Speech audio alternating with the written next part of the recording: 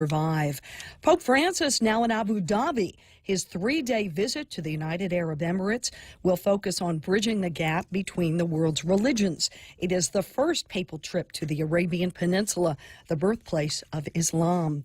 Protecting the royal family a priority as the Brexit deadline draws near. Brexit, where Britain and the European Union part company, is scheduled for March 29th. But what if those plans fall through? And what if that leads to rioting in the streets? What to do about ensuring the well-being of the royal family? Never fear, the Sunday Times reports that there's a Cold War emergency plan to relocate Her Majesty and Prince Philip to an undisclosed location somewhere far from the madding crowds of London.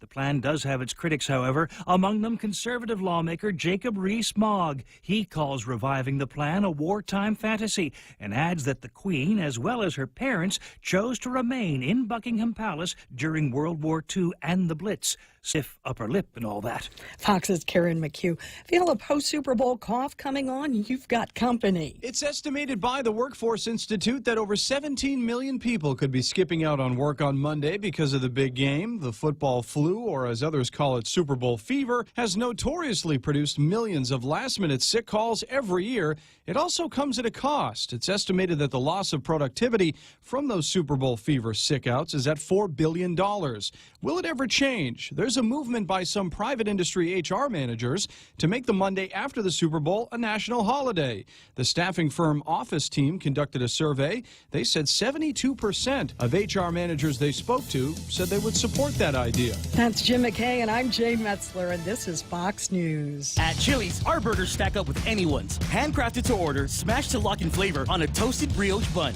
Our burgers are all kinds of perfect. Choose from the Chili's Chili, the Mushroom Swiss, the Ultimate Bacon, or you know what? We dare you to take on the Boss Burger, loaded with smoked brisket, rib meat, jalapeno cheddar sausage, and bacon. We may have really out-burgered ourselves. Our burgers are more than a handful, served with garlic dill pickles and fries. So hurry in today and enjoy our juicy, melty, yummy, handcrafted creations. Perfection between two buns. Chili's. More life happens here. Helen Keller once said, "Blindness separates us from things, but deafness separates us from people." At Ross Hearing Aids, it's their mission to keep you connected to the moments and the people that matter most in your life. Hearing aid technology has never been better, so schedule your complimentary hearing consultation today. Call Ross Hearing Aids, 637-HEAR, 637-4327. You should hear what you're missing. How's your hearing? Attention homeowners. MRE Solar Energy Systems now come with battery storage for zero money down. This means that your home will have power even when the island power isn't available, like during power outages or during and after storms. The inconvenience of not having power for your home is a thing of the past. It's solar with battery storage exclusively by Micronesia Renewable Energy. Don't be left in the dark. Call 632-2613 for a free consultation. MRE. The smarter choice.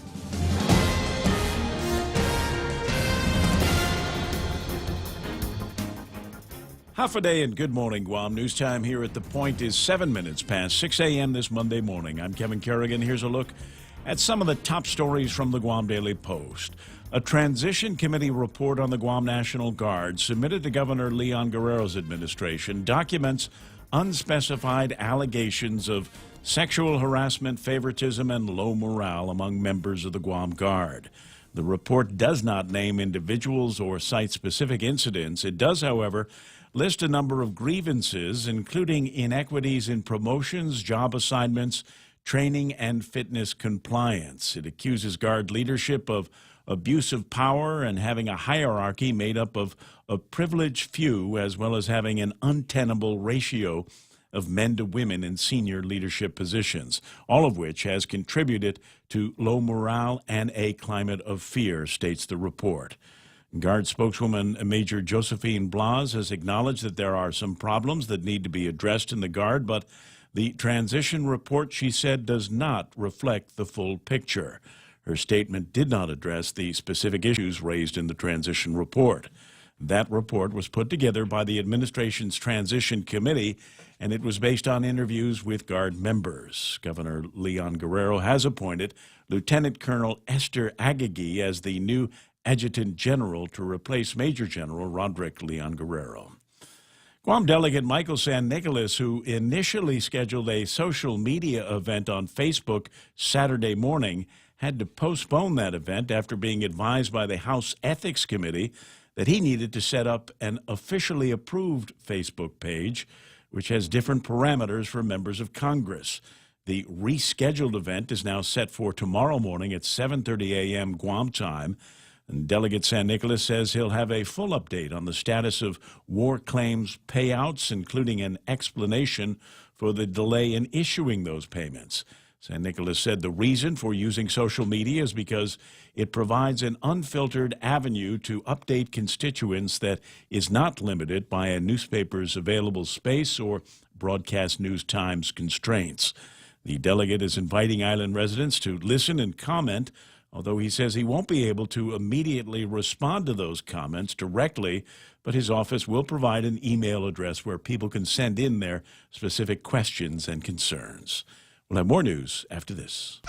KFC has finally answered the world's most important question. What came first, the chicken or the egg? And the answer is both. Introducing KFC's KFC AM, their new Southern and local-inspired breakfast. AM-loaded platter with chicken fried rice, waffles, and Colonel's chicken congee. KFC also has your all-time favorites, AM chicken and egg wraps, Southern biscuit and sausage sandwich, and hash browns. So for finger-licking good mornings, AM will never be the same at KFC. KFC, it's finger-licking good. Security Title is honored to sponsor Ray Gibson on The Point. In 2019, we resolved to continue our mission of protecting and ensuring the land and homes of our beautiful island. Additionally, we resolved to maintain our vital connection to our families and our community. Protehi Itanotmo, protect your land. When it comes to your family land, remember to call the professionals at Security Title, just like you call Ray Gibson in the morning.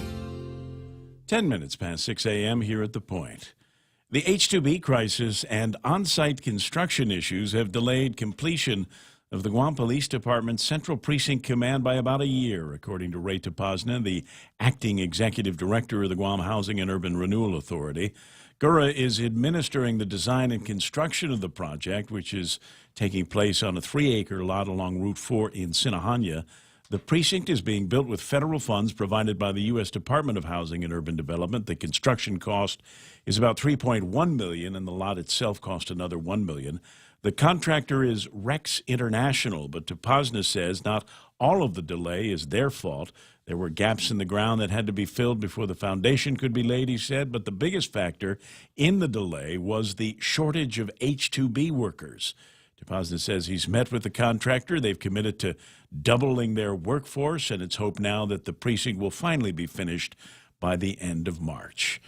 Department of Parks and Recreation Director Richard Ibanez reports that there's been some progress in getting the Dededo and Agana pools reopened. For the Dededo pool, a new water pump finally arrived and was installed at the pool on Friday. It'll take a few days to fill the pool up and balance the water chemistry. The Dededo pool has been closed for over a year now.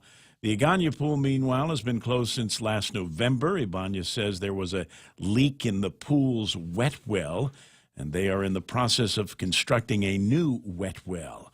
Guam Waterworks Authority did some tests and recently completed their assessment, and there was a leak that did exist within the pool's wet well. The work should be completed before the end of this month, said Ibanez.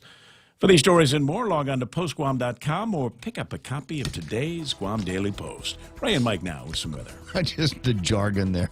The wet well. Yeah, what is that? I don't know what I don't wet know well either. is. I said, my mom had a swimming pool. I don't know if we had a wet well. Did we get shorted in the construction or something like that? Yeah, We'll figure this out at some point this morning. Partly cloudy skies and breezy. Some isolated showers today as well. Northeast winds 15 to 25 miles an hour, decreasing a bit after sunset. Highs near 87 degrees, and overnight lows should be about 76. We'll watch the sunrise this morning at 6:47. Note that it is going up earlier. Sunset tonight at 6:22. And now take a look at the weather radar and see if Mike can tell us what the immediate weather conditions are going to be like. What's moving in? Yeah, not a whole lot out there. Just got some moisture in the general flow of the trade wind weather that we're enjoying right now, and that's just going to continue. Just spotty stuff here and there.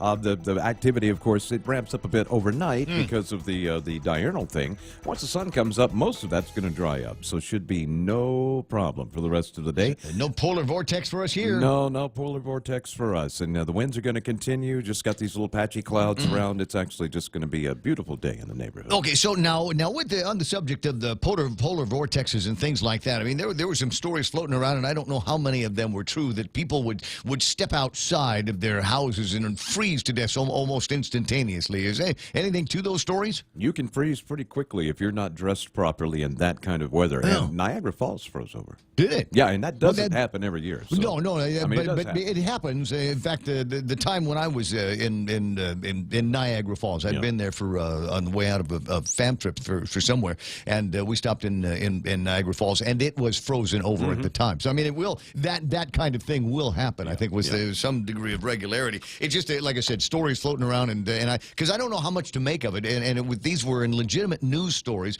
from legitimate news services, or what used to be I'd consider legitimate news services. So I'm wondering how much of this is just what do we call it, the weather snobbery from the drive-by media. Yeah, no, and trying to scare people. Instant freeze, frostbite. And that's what happens. I mean, when you get into the wind chills, anything down below, say about 20 degrees below zero, your skin freezes within moments of getting exposed. That's why you have to have everything covered when you go out in weather like that. All right. Well, here we have our problems. Yesterday, invited to go hang out with some friends over by the pool, and you want to talk about your Guam problems.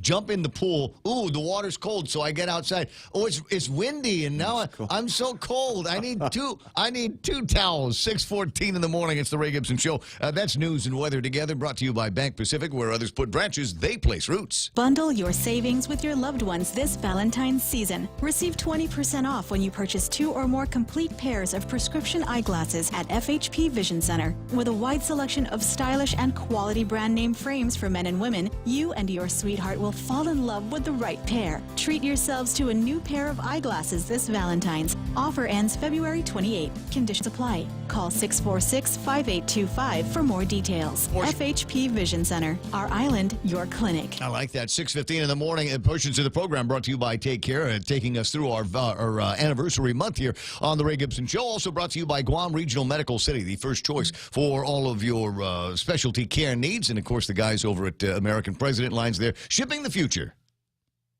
Oh, and Wendy. Oh, just go. And straight into, because normally we'll take the break here. We're going to the Wendy's side. Okay, gotcha. I understand what's happening now. So the big news here, and maybe it's something that Kevin needs to put in one of the newscasts, is that the guys over at Wendy's are making spaghetti. Yeah. Tell you what, now they've got a snack size version of this. We get the zesty tomato sauce and the seasoned ground beef, and of course the noodles in there. And so there's two sizes. You get the snack size for $3.49. Don't get that one. I want you to get the meal size, because we're all big eaters around here, right? So get the meal size, $6.49. You're going to love it, either format that you try today at Wendy's. The Ray Gibson Show. Morning talk that matters. Call now, 888-TALK. That's 888-8255.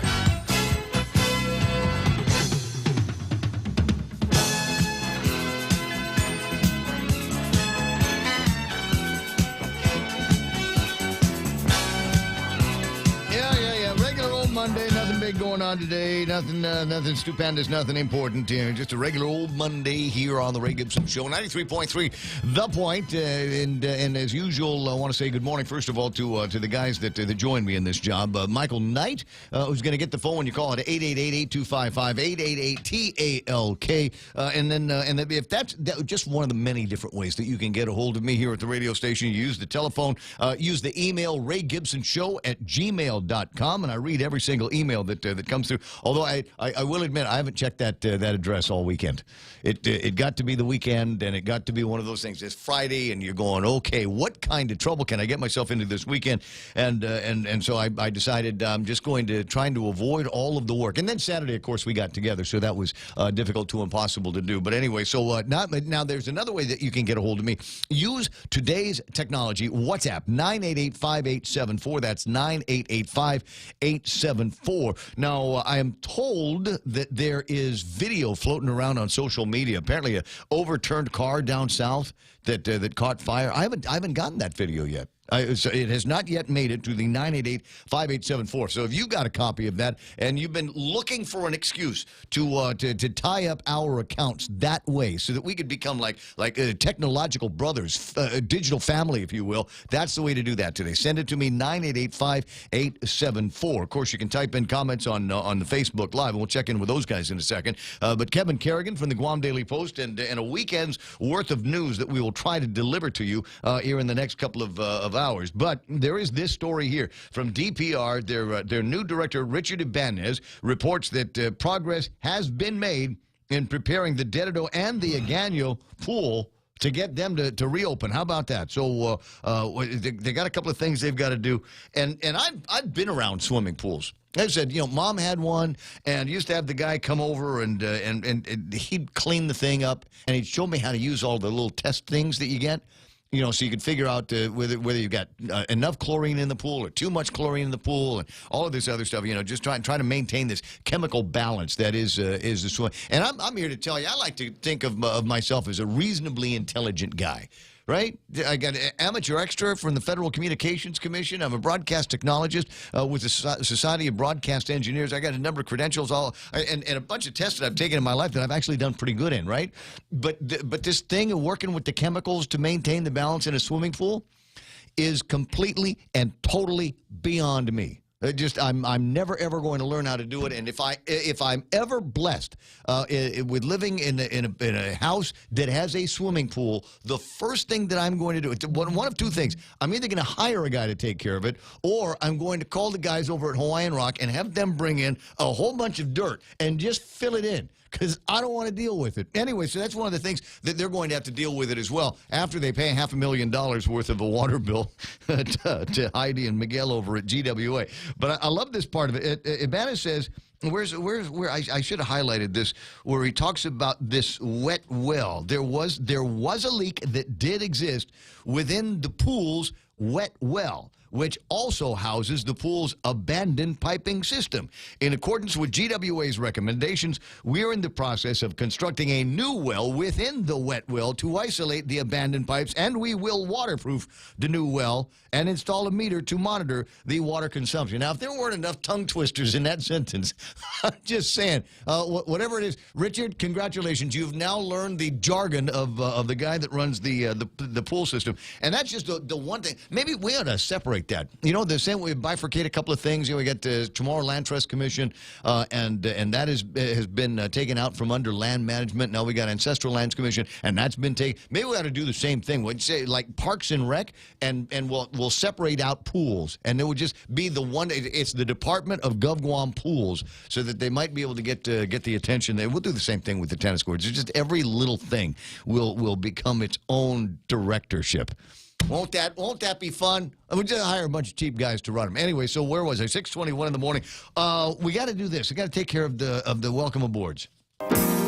Sometimes you want to go where everybody knows your name, and they're always glad you came. You want to be where you can see the troubles are all the same. You want to be where everybody knows your name. Oh, and you know what? Here, this is fun. Grow a beard. That way, when you go someplace where everybody knows your name, they know you. They just don't recognize you anymore. That's the sweetest thing. Where am I now? Good morning, Ismael, who is wishing a happy birthday to my friend and mentor, Carl, a retired Navy SEAL Master Chief, who some may say is older than dirt. On October the 13th, 1775, Carl was posted at George Washington's doors, the first Continental Navy sailor of the Revolutionary War.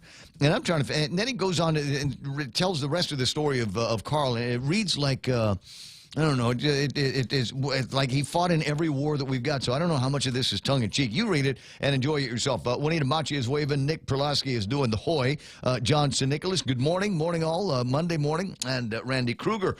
Super Bowl Monday. Is that today? Today is Super Bowl Monday? You didn't know? Oh, you're kidding. That happened so fast. Oh, my. Get out of here. Really?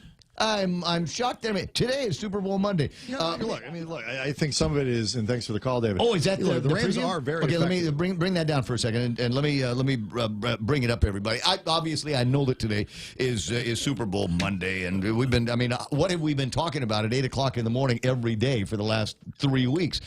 Is today's the day, the big game, the big dance, all of that, the big hullabaloo that's going to be taking place between the Rams and the Patriots and Michael Knight and the guy from next door, Blake Watson from over on Star 101, believe that it is going to be the Patriots that are going to be winning today. Neither one of them want the Patriots to win. It's just that you don't go against the Patriots in the Super Bowl. Obviously, there's a whole bunch of Rams fans. I'm not necessarily a Rams fan. I'm not even a big football fan. I just like to root for the underdog. That's why I give so much press to Mike St. Nicholas, right? I just want to root for the underdog here. So I'm for the Rams in this particular one. Now, I don't know where I'm going to be able to watch the game, and if you're in a position like the guys over at the Department of Education are, this is not this is a working day for the Department of Education. It was supposed to be some kind of a training day, and I use the air quotes. Can you hear them? Those are the air quotes that are flying around the room. It was supposed to be a training day for a number of teachers in the Department of Education, but because they got some makeup days from the storms that we've had, they've decided to use today as one of those days. So they got to work. So here's what you do. This is what you do.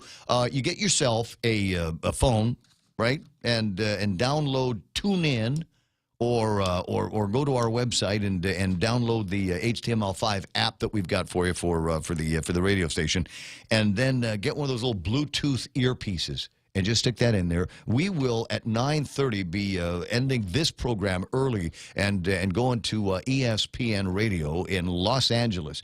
This is the flagship station, as you might imagine, for the Rams. And by a special arrangement that we've got with the National Football Association, the National Football League, we will carry ESPN Radio's coverage, and it will be one-sided. It will be biased because they're the Rams team. So if you're big Rams fans, then these are the guys that you want to hook up with. Now we've installed and tested pieces of equipment that will allow us to be able to connect up by magic. A lot of people might think that it might be IT technology, some sophisticated digital networking stuff. It's not. It's magic that we've whispered over the equipment, and we'll be able to. We'll check in every once in a while and hear what they're talking about. In the meantime, how about a minute or so worth of ESPN Radio in LA? Home services provider in the U.S. Oh, perfect. We get right into a commercial. Perfect. Our timing is impeccable. We'll check back with them in a couple of minutes. So Super Bowl Monday, Eunice Mendiola is online. There's Pat and Norma Jean Flores, Francis Bradley, Lillian Cruz, Charlene Marchessault, Richard Leon saying hola ole. Lillian Cruz, bonus to Super Bowl. Ray and Kevin and Michael. Lynn Vince Borja Polino with the good morning wish. I see Cody James, our expert air traffic controllers there, trafficking the control of the radio station. Elmo Cotton's on. Carl T.C. Gutierrez. Mo's asking, surprised you're on the air. It should be a holiday, Super Bowl day and all. Just saying. Yeah, with the they're not going to be doing anything until 9:30. So I figure, I don't want to waste the opportunity to jump in here and poke holes into a variety of little paper empires that we're building. Can you imagine what we'll stir up between now and 9:30? We'll see what happens. Bob and Connie Bartonico are online. Congratulations, Bob. There were 2 5Ks on Saturday morning. One was down in Agate. I got first place in my division, and the other senior, Bob, got first place in his division. So in the Teedson race. So congratulations to you, buddy. Go Seniors. John Ray Tykton Buenos. Anyone have the Super Bowl flu?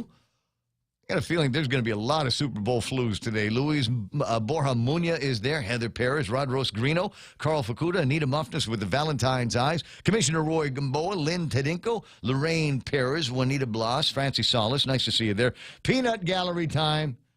Roy, it's always peanut gallery time here, Joanne, and I am the leader of the peanut gallery. Simon Sanchez online and wondering what today's going to be like. We'll find out. Richard V. Leon, DPW, Department of Patchworks.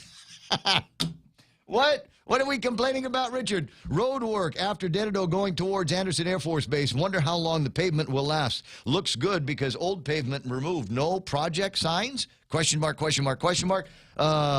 Interesting, but I will give them kudos. So, as I said, I ran down in Agate for the 5K from Mace over the weekend. Great job, everybody, and it was nice to have won the first place down there.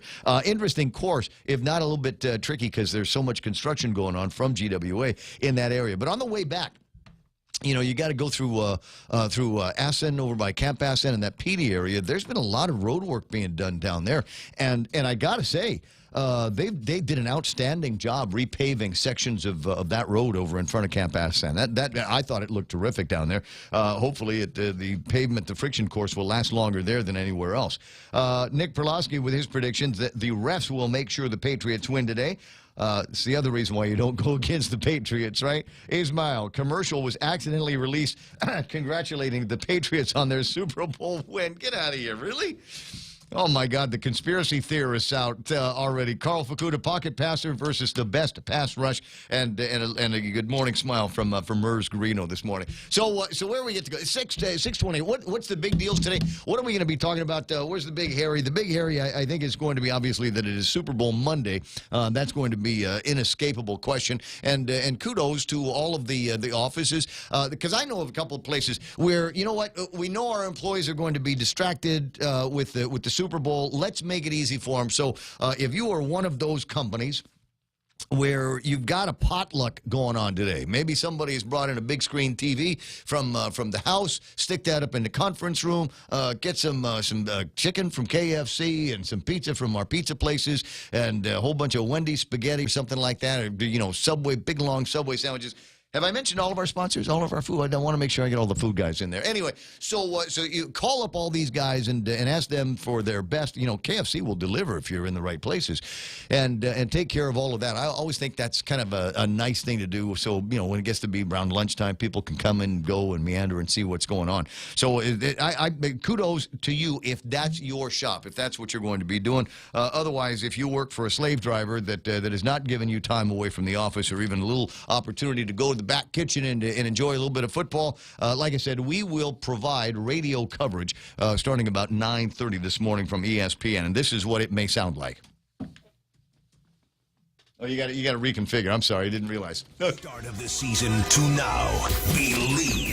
The belief and the expectation that we expect to go win football games because of the players we have in that locker room. I just believe in my heart of my heart. We got something special in Sean McVay. You do. The official home of the NFC champs and Super Bowl 53. ESPN LA 7-2. The year sometimes ends in week 17. LA finishes at 4-12, having dropped 7 in a row. Sometimes it ends the first weekend of the playoffs. And the Atlanta Falcons defeat the Los Angeles Rams. And sometimes, if you're lucky, if the arduous journey has enough winning moments, 25-0 in the third. Maybe a few magical nights. On a night that LA will never forget. And a few Cinderella stories along the way. C.J. Anderson drives through Jalen Smith. The year will end on a Sunday in February. For the 2018 Los Angeles Rams, the dream becomes reality today in Atlanta. LA will play for the Lombardi. It's Super Bowl Sunday. In 3 hours this afternoon at Mercedes-Benz Stadium. The game the entire world will watch, and our Los Angeles Rams will play in it for the first time since 1980. There's not much more you can say about Sean McVay leading us here in his second season as head coach. Jared Goff getting here quicker than any other #1 draft pick, with a fearsome defense led by Aaron Donald. There's also not much more you can say about the AFC champs. Brady and Belichick getting ready for their 9th Super Bowl together. And what if tonight in Atlanta, the Rams can do it? The Pats have never lost back-to-back Super Bowls. Just remember. This is the Toyota Rams Countdown to Kickoff. Presented by your Southern California Toyota dealers. We make it easy. And yeah, we're probably going to be hearing a whole lot of those stateside commercials and promos back and forth while the game is being played here on the radio. 6:32 in the morning, 888-825-5888-TALK. Other items in the table of contents. Well, let me get a primer on what the big stories are from the Guam Daily Post. Here's headlines with Kevin Kerrigan. Half a day and good morning, Guam. In the headlines from the Guam Daily Post this morning, 53-year-old Vincent Rodriguez Cepeda has been arrested on allegations that he used a machete to demand money from some individuals sitting inside a car parked outside the Port of Mocha coffee shop in Agana on Saturday. Police were called, spotted Cepeda running towards the Guam Congress building, and according to GPD spokesman Sergeant Paul Tapau, when officers confronted Cepeda and told him to drop the machete, he refused to comply. Cepeda was subdued with a taser and taken into custody. He had to be treated, however, by GFD medical personnel following the taser injury and later taken to GMH for additional care. Following that treatment at GMH, he was taken to the Department of Corrections, where he was booked and confined. Cepeda is facing charges of robbery, theft of property, terrorizing, resisting arrest, and possession of a Schedule II controlled substance. Guam Federation of Teachers is accusing island lawmakers of introducing bills that will reduce the amount of money taken in by the general fund, which will cause GovGuam finances to become even more unstable. A release posted on the GFT website singles out the bills recently introduced by freshman Republican Senator Jim Moylan. The teachers' union says before reducing the business privilege tax and the liquid fuel tax as proposed in Moylan's bills, lawmakers should first end unrestrained government spending.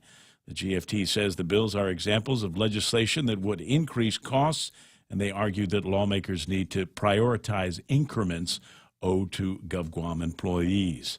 Guam Regional Transit Authority will issue an emergency procurement for 10 minibuses to augment its shrinking fleet of vans and buses.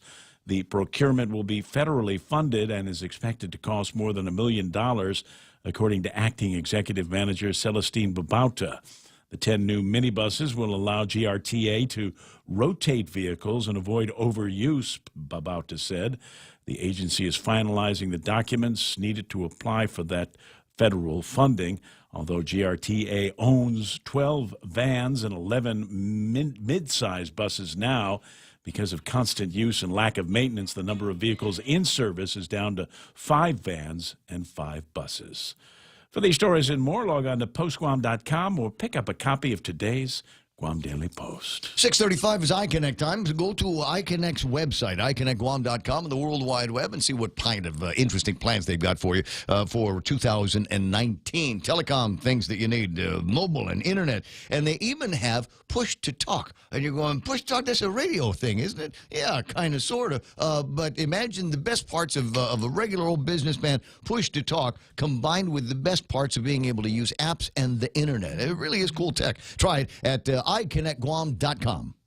Family Finance has been serving the people of Guam since 1959, and they'll continue to be there for you in the years to come. Whether you're looking to get a personal loan for that summer vacation or paying off those long overdue bills, Family Finance has got you covered. Apply for a personal loan from $1,000 up to $3,600 by calling Family Finance in Agana at 475-4545, Upper Tumon at 647-5626, or in Dededo 633-4473. Family Finance, serving the people of Guam since 1959.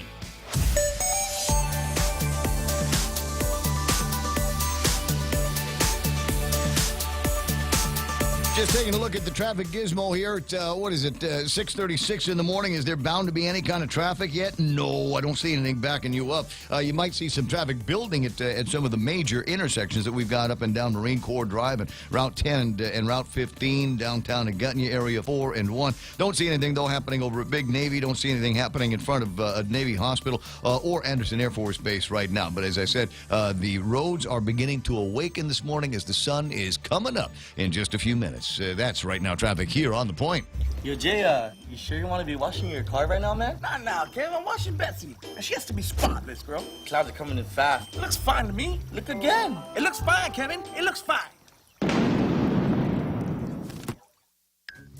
You know what makes more sense than Guam's weather? Using your Bank of Guam credit card at any Shell station to save 6% on gas purchases. Call, click, or visit for more details. Make more sense. Bank of Guam, the People's Bank. Member FDIC. Terms and conditions apply. Bringing you closer to the action. Any speaker, anytime. Watch and listen live on thepoint.gu.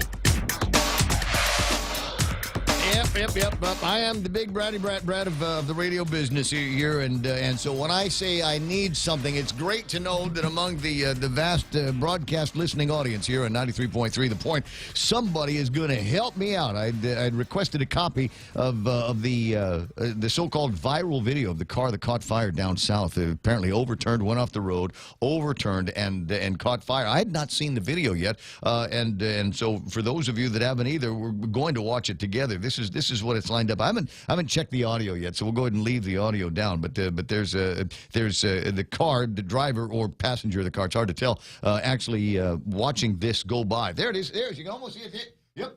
Let me back up to the very beginning because as I said, it's a traveling video where you're down the road. Hey, what's going on? There's smoke. There's a guy. Hey, look, there's a car that's on fire in the boonies. What's going on there? I don't have any word on injuries or anything else that may have resulted, may have happened as a result of that accident. We'll see what we can get for you at some point this morning. You got to be careful out there. Got to be careful on the roadways because I'm a bad driver. Just FYI, it may come down to if it's maybe me and you. 6:38 in the morning. 888-8255 888-TALK and other items in the table of contents this morning. And if for no other reason, just because it's amusing, I'll share with you what I consider to be among the more amusing stories that we're going to be playing around with. But first, a word from my sponsor, Tom Tomasiak, is out there. Everybody knows Tom and I sort of classmates at Father Duenas. So you want to say he graduated the year that I started attending Father Duenas, but we've known each other all our lives. As a football star, right, and also police officer, and as you know, cops keep the weirdest hours. Right? These guys up 24 hours a day, 7 days a week, 365 days a year. So they're always looking for something that might be able to give them some kind of a jolt, some kind of an energy boost. So I think Tom likes his coffee, as most cops do.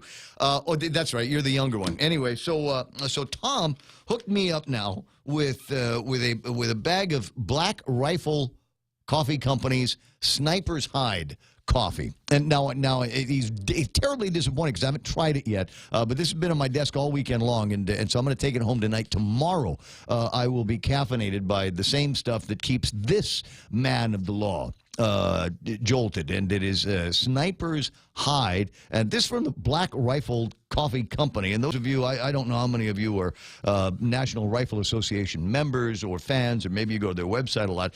This is one of those companies. I want to say they're like Super 2A, right? Super Second Amendment guys that just also happen to dig coffee. So they've got this brand, a Black Rifle Coffee Company, and various flavors of the coffee that go into it. I will like this because it's not a dark roast. I don't like heavy dark roasted coffee, but I'm going to try that out a little bit later on. So where was I? Sorry, it takes. I get distracted easy, right? So it takes me a second to get into the table of contents. So today, on the table of contents today, one of easily the most amusing stories that are floating around here. And it has to do with games of chance and gambling, if you will, at the carnival. At our Liberation festivities. Now this is it's 2019. This is going to be the 75th running, the 75th Liberation celebration that we're going to be having on Guam, and we've got to get it right. We have absolutely, positively get it right. I got to get it right. So one is Liberation July 21st on the calendar every year, and that is now what 6 months away. And we still haven't sorted out whether we're going to have casino gambling or games of chance. Now, there's already a law. According to the law, there is not going to be any casino gambling or games of chance at the carnival. And over the last couple of years, since this law has been in effect, we have had easily the worst carnivals ever. Right? We got the food truck carnival last year. Now, this is not a criticism of the work that the governor's office, Chuck Adden, and a whole bunch of other guys did in the last couple of years to put it together. I mean, they with virtually nothing to work with. They were able to pull a couple of things off, but not a whole lot of vendors get out there. Not a whole lot of amusement.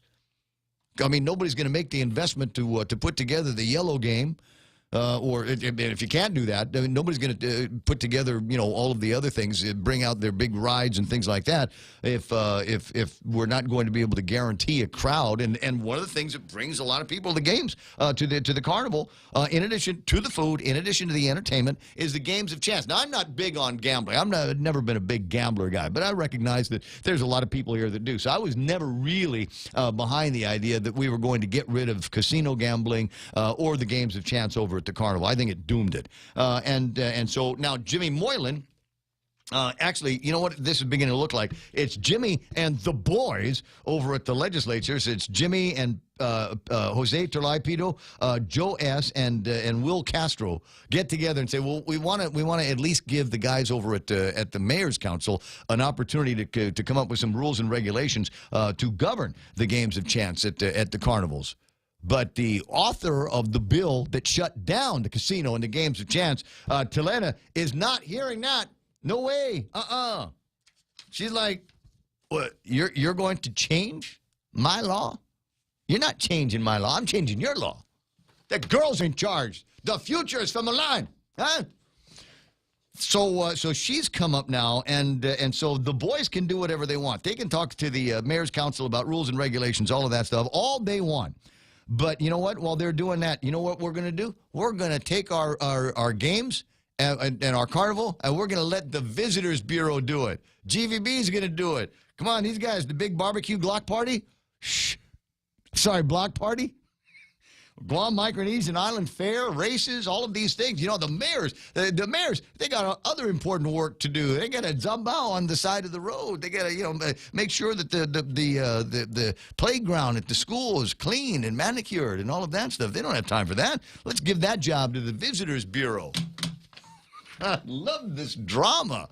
It's just the games of chance. It's just the balloon pop. It's just the yellow game. It's just Beto Beto. Why are we making such a big deal about this? We're going to be fighting about this over at the legislature right up to Liberation. And our 75th Liberation, which is supposed to be the best one ever, is going to suck, is what's going to happen. Oh, my God. I got Mayor Melissa Savars on the line. Good morning, Ms. Mayor. How are you doing there? Hi, good morning, Ray. I'm doing well. I got to say this. It's amusing and disappointing at the same time that we just can't get our heads around the idea that there are certain kinds of games that we like to do around here. And it's bingo and Beto Beto and the color game and 20 other games that get played over at the carnivals and have been being played at the carnivals since we were little kids. That's right, Ray. And we want this to be festive, but we'll see what it's going to suck. This is going to get all mired up in politics over at the legislature, and you guys. Let's give it to the legislature. The mayors are going to have to end up doing this anyway, and you're going to need to do it as you have in the last couple of years, with both arms tied behind your back. Yes, Ray. But you know what? We do it because we have very few survivors left. The memorials is part of all this, and so of course. During this 75th Liberation, whoever has the opportunity to take care of it, the mayors will still get our resources together. And if Senator Nelson, I wish, I'm glad you didn't call me Friday. All the words that came out are not very nice because none of us knew about this until after 5 o'clock on Friday. But we had the time to reflect on it this weekend, and look, it's all about respect. Senator Nelson puts these things together, and she doesn't come to see us. And we, if they were going to change something in your house, you would like for them to come and see you, right? Mm-hmm. So it's about the respect and the dignity of what we are public servants, just like she is, and so. We'll see where it goes from there. No matter what, the Mayor's Council, together with the administration, will make sure that our Liberation festivities are celebrated in memory of those who have passed and suffered during the the atrocities of World War II on Guam, and then to also include the survivors and the few that are left, to make sure that they are recognized for all these years of things that we just keep talking about this, and there's very few stories that you will hear from their mouths. We have a lot that are recorded. Well, we just lost Mayor Gumatautau. And he was a kid during the liberation. Yeah, I mean, you want to talk about somebody that had some great war stories. He had terrific war stories. They listened to him for hours. That's right. And so, well, whatever Senator Nelson has, I wish, Senator Moylan and his crew team, they came, we even spoke to our oversight last week, Thursday, Mayor Pito, and, he used to be a colleague of ours. And he said, okay, we're going to work on this, make sure that the 75th Liberation. Ray, we've already had 2 meetings with Lieutenant Governor Josh Tenorio, and he and Speaker Tina Munoz-Barnes are honorary co-chairs of this Liberation festivities. I saw Speaker Barnes on Friday evening, and she too was shocked that this was introduced. You know what it feels like? It's like in the Peanuts cartoon, right? And Lucy's holding the ball for Charlie Brown, and Charlie Brown comes up and he's going to kick the ball, and then she pulls it away, and basically that's what it is. It's like, okay, so if you're going to try to go around legislation that she passed unanimously, by the way, in the 33rd Guam legislature, I believe, if you're going to try to do that, then you can talk to the mayors all you want to, but I'm going to give the responsibilities to GVB, like GVB doesn't have anything to do. Yeah, GVB did it last year. Yeah, under duress. Right. But it certainly wasn't the kind of carnival that people were used to, was it? And they too had a difficult time, So, and they did it with the airport. Yeah, it was GVB and Chuck Atta. Right, and Oya, I want to say. Poor people. Yeah. I mean, they were trying to say that, we've got this, we've got some drawings, we've got some entertainment, but it wasn't the same. I think without the games of chance and the rides and all of the other vendors that would have come out if there was some kind of assurance that there would be a larger crowd. Well, anyway, I hope that after this phone call, maybe Telena will hear your pleas and say maybe you should have come to see us before you had this conversation. I'm wondering if Pilar, the new queen of GVB, is aware of this.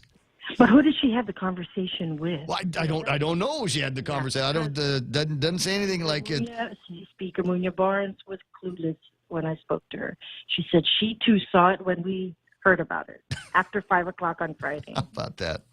I don't know. I guess we'll see if this is something that Pilar. You know what? This is the perfect job for Bobby Alvarez. Maybe that's what Telena was thinking. The deputy director of GVB needs to have something to do. So, Bobby, congratulations. Here you go. This is going to be your job, is to do what the mayors have been doing for the last 35 years, and that is put together the carnival. Awesome stuff. Hey, quick question before I let you go, because I know how busy you are on Mondays. Is abandoned vehicles. I'm noting that these are beginning to be a problem here again. You're going to be able to get that money from the EPA to go out and start pulling these abandoned vehicles out of the boonies and off the side of the roads? We are working on that as we speak. Last week, we did speak with Lieutenant Governor and his team, and they are going to be working with Guam EPA, and look at the regulations on that. So we're hoping that very soon we will be able to get those purchase orders out so we can start removing those vehicles. Cool. And so it's a function of the money is there, right? I mean, it's not a question of whether or not there's money, but does EPA have the authority? Because I don't believe that the 2019 budget gives them the authority to take monies from 2018's budget. Yes. It doesn't show, because the money always comes in as you pay vehicle registration. That's something that refills that account, Ray. So it's not considered lapses. It's not, the money's always there. It will. And so it's just about working out the MOA with Guam EPA. So just a matter of days, because it's starting to get noticeable again. I don't know if you see it, but up on Route 8, it's amazing. There was a car. You've seen it, right? So you get this car, and it, I don't know, run out of gas, or maybe the guy got pulled over, and the cop said, no, you can't drive this vehicle, or whatever. It stays there. But in 24 hours, the Saki, they're like locusts. They come out from the woodwork, and there's no tires, and there's no tail lights, and pretty soon it's just going to be that rusted out Hulk. Unbelievable. Well, I'm glad that you guys are on that. Mayor, I'll talk to you pretty soon. Go find Telena. Thank you, Ray. Have a good one. I'm going to have a good one. Did you hear what she said? Well, it's a good thing you didn't call me on Friday, because the words that would have come out of my mouth would have been unkind. Good thing she had a chance to go to Mass over the weekend, right? Get some of those thoughts out of her head. 6:52. But like I said, in my mind, that's the big deal is we've got this. There's going to be this ridiculous back and forth, the pride of authorship over whether or not there ought to be casinos, whether there ought to be games of chance over at the carnivals. And I don't know. Like I said, I'm of the mind right now. I don't care. It doesn't matter to me. I've been to the carnival recently. I've taken the kids to the carnival recently, and it's not state fair stuff. And if you look at the old carnival grounds in Tiedzen, that looks like hell anymore these days as well. So I don't know. But it seems to me that you want to bring in a bigger crowd, and there's a lot of people. My buddy Michael Knight, right? If I showed you how to play the colors game, right, that's where you'd be all night. Probably. I mean, I like those little games like that. One of those, ring tosses and stuff like that. Yeah, those are always fun. Where you go. It's the variety of colored spaces, right? There's three colors: red, yellow, and what's the other one? Red and yellow and blue. Okay. Right. And so it's there's a common. I want to say, because it's been a while since I've seen it. Right.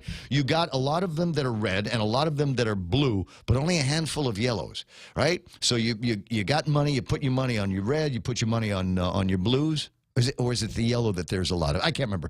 But anyway, so you get this back and forth, and then every once in a while, huh? Yeah, but every once in a while, it'll be the ball will drop on yellow, and that means everybody's that had their money on the blue and the red, they lose it, and the house wins.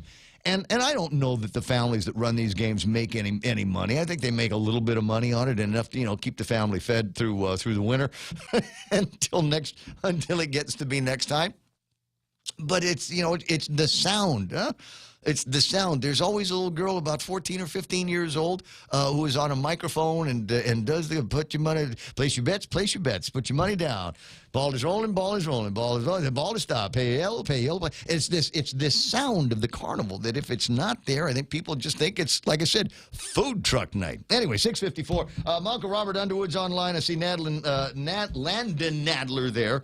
Mingo Ree is there. Richard Leon, who's taking a different tact on it, says the mayor's council and mayors have sucked in their villages. Savars wants to reward ineptness. The parade and carnival declines.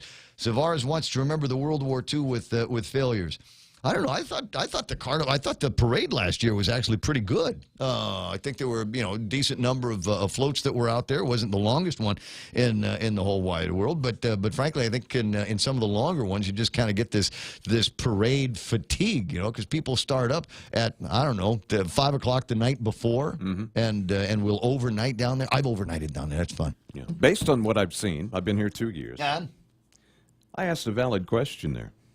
What was it? What was the valid question? Maybe it's time to just do away with this whole liberation thing. It doesn't, because in the 2 years I've been here, our it looks inside like, chat. Yeah, it looks like that there's been too much infighting. Like no one really wants to do it.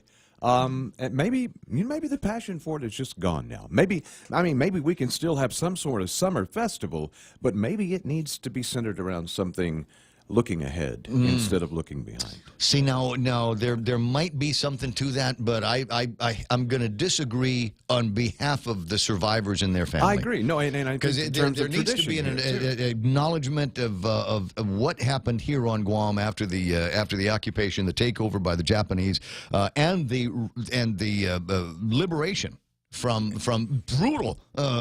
brutal dictatorship that we had here. And my suggestion would be have a week-long festival celebrating the summer and things, and then dedicate one of those days to that, to Liberation Day.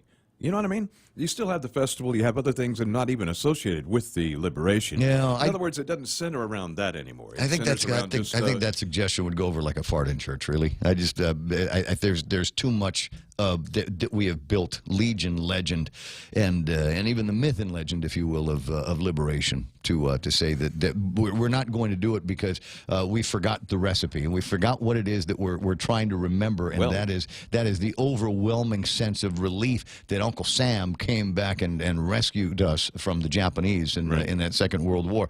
Crazy thing is, you start looking around at places, Okinawa, as a matter of fact, and I'm fond of saying, Okinawa is what Guam would have looked like if the Japanese had won the war. Okinawa is not a bad place at all. 6:57 and change. Is there other to talk about this morning? There could be. There might be some other topics on this Super Bowl Monday. How are we? There was a story. In fact, there is a story. Today's page 1 of the Daily Post. Robbery suspect with machete arrested. Is it me, or are we just hearing a lot more machete attacks that are taking place in this town? Is people walking around looking for trouble with machetes? This one, 53-year-old man arrested for allegedly wielding a machete and demanding money from people in a car parked outside Port of Mocha in Agana. Why is it that guys our age just kind of snap? What the heck? 53 years old? Dude, you need to be at the ranch or something. That's where you need to be wielding a machete, not rolling around downtown with looking for trouble. Police officers responded to a call. This is the other thing. This guy must be, there's a drug in here. There's got to be a drug involved, right? 53-year-old guy running around with a machete 2 blocks away from the police department. Huh? It's right there. Port of Mocha's over here, church over here. You got the Plaza de España, and then there's the police department. It's right there. Frank, they wouldn't have needed to take the cars. They could have run from there. I like how they caught him, though. Get up. It's Jesus Day. There's a tasing. There was an actual tasing that took place over the weekend. As I was reading this story, I thought, the guy's got a machete and he's making threatening gestures towards police officers who already told him, drop that, otherwise tokao, and he didn't drop it. And as a result of that, he got tased. I tell you what, this guy is lucky. There's some guys out there get real magodai, and thank God it was somebody that was trained to restrain himself and use a taser as opposed to a firearm.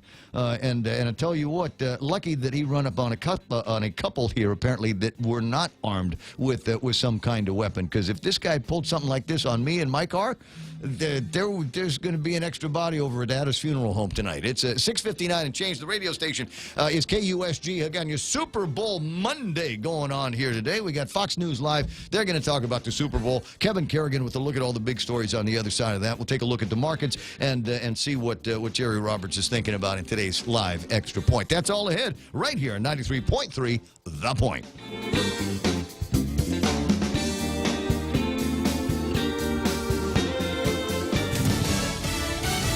Super Bowl 53 kicks off 2.5 hours from now. I'm Jay Metzler, Fox News. The Patriots claim underdog status, but given their experience, the odds makers have other ideas. Fox's Jared Max joins us live from Mercedes-Benz Stadium in Atlanta. A bit of a temperature change from last year's Super Bowl in Minneapolis, Jared. Jane, I can attest. It is around 60 degrees warmer than last Super Bowl Sunday. Currently around 63, partly cloudy, no threat of rain. So the 55 million pound retractable roof here at Mercedes-Benz Stadium will be open for tonight's Super Bowl 53. In the game, the big game, a third straight season, the Patriots have 9 times as many players with Super Bowl experience than the Rams. Head coach Bill Belichick working his 12th Super Bowl. He's twice the age of Rams head coach Sean McVay, who once played college football against Patriots receiver Julian Edelman. Patriots playing for a 6th Super Bowl title, the Rams a 2nd. 1 hour ago, the cheapest ticket was around $3,000. Same nosebleed seats now, $3,750. Jane? Ooh, thanks, Jared. Have fun. President Trump will be cheering for the Patriots when he hosts his annual Super Bowl party at his golf club in Florida. A presidential interview, another game day tradition. The president's already aired on CBS's Face the Nation, and he went after House Speaker Nancy Pelosi for opposing his border wall, saying, "She is very bad for our country." Pelosi not surprised by those comments, saying she supports funding for border security, but calls a wall a waste of taxpayers' money. President Trump and Speaker Pelosi on the same page when it comes to Virginia's Governor Ralph Northam. Both have called for his resignation over a controversial photograph in Northam's 1984 med school yearbook. Northam was Terry McAuliffe's lieutenant governor. He still considers him a close friend, but says he should do the right thing and step down. This is Fox News. Hi, welcome to this Subway ad for our all-new Ultimate Cheesy Garlic Bread. How would you like it? I'll take a skeptical grandma. Set in her ways?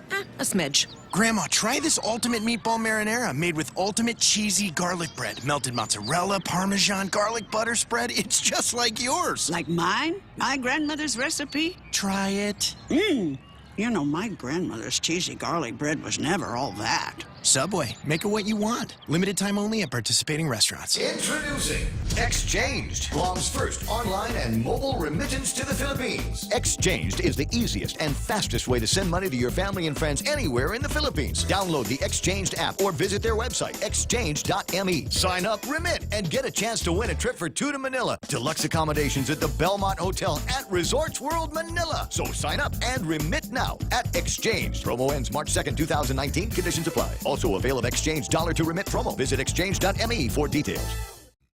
Pope Francis making history today. He's in Abu Dhabi, the first pope to visit the Arabian Peninsula, the birthplace of Islam. His three-day trip to the United Arab Emirates will focus on bridging the gap between the world's religions. The Pope already called for an end to the war in Yemen today.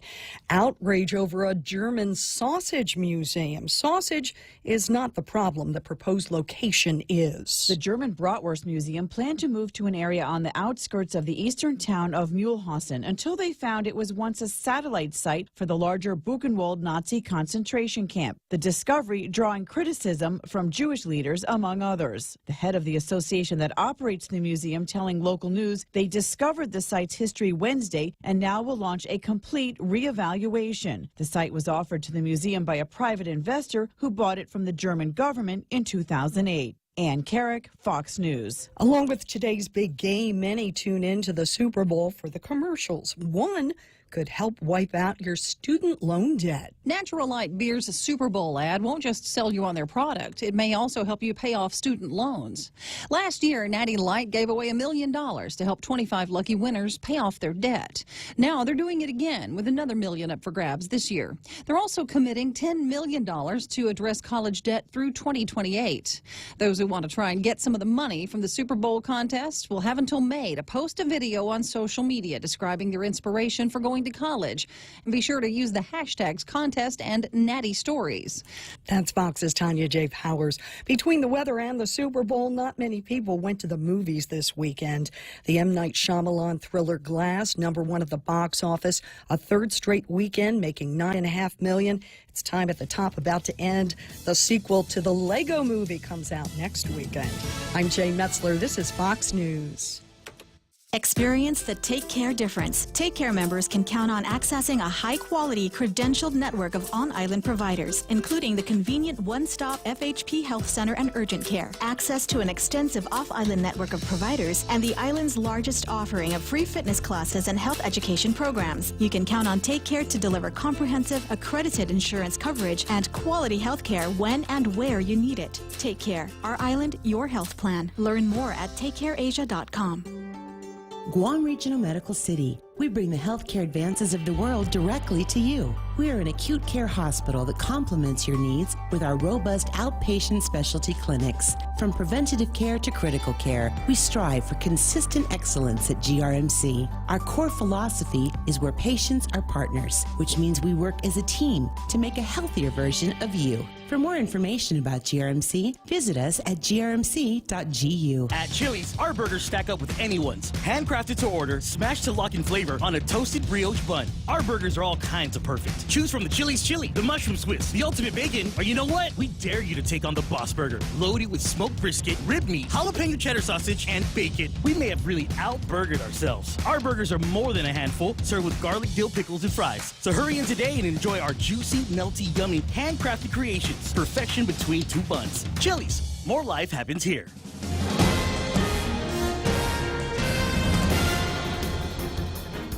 Half a day and good morning, Guam. News time here at The Point is 7 minutes past 7 a.m. this Monday morning. I'm Kevin Kerrigan. Here's a look now at some of the top stories from the Guam Daily Post.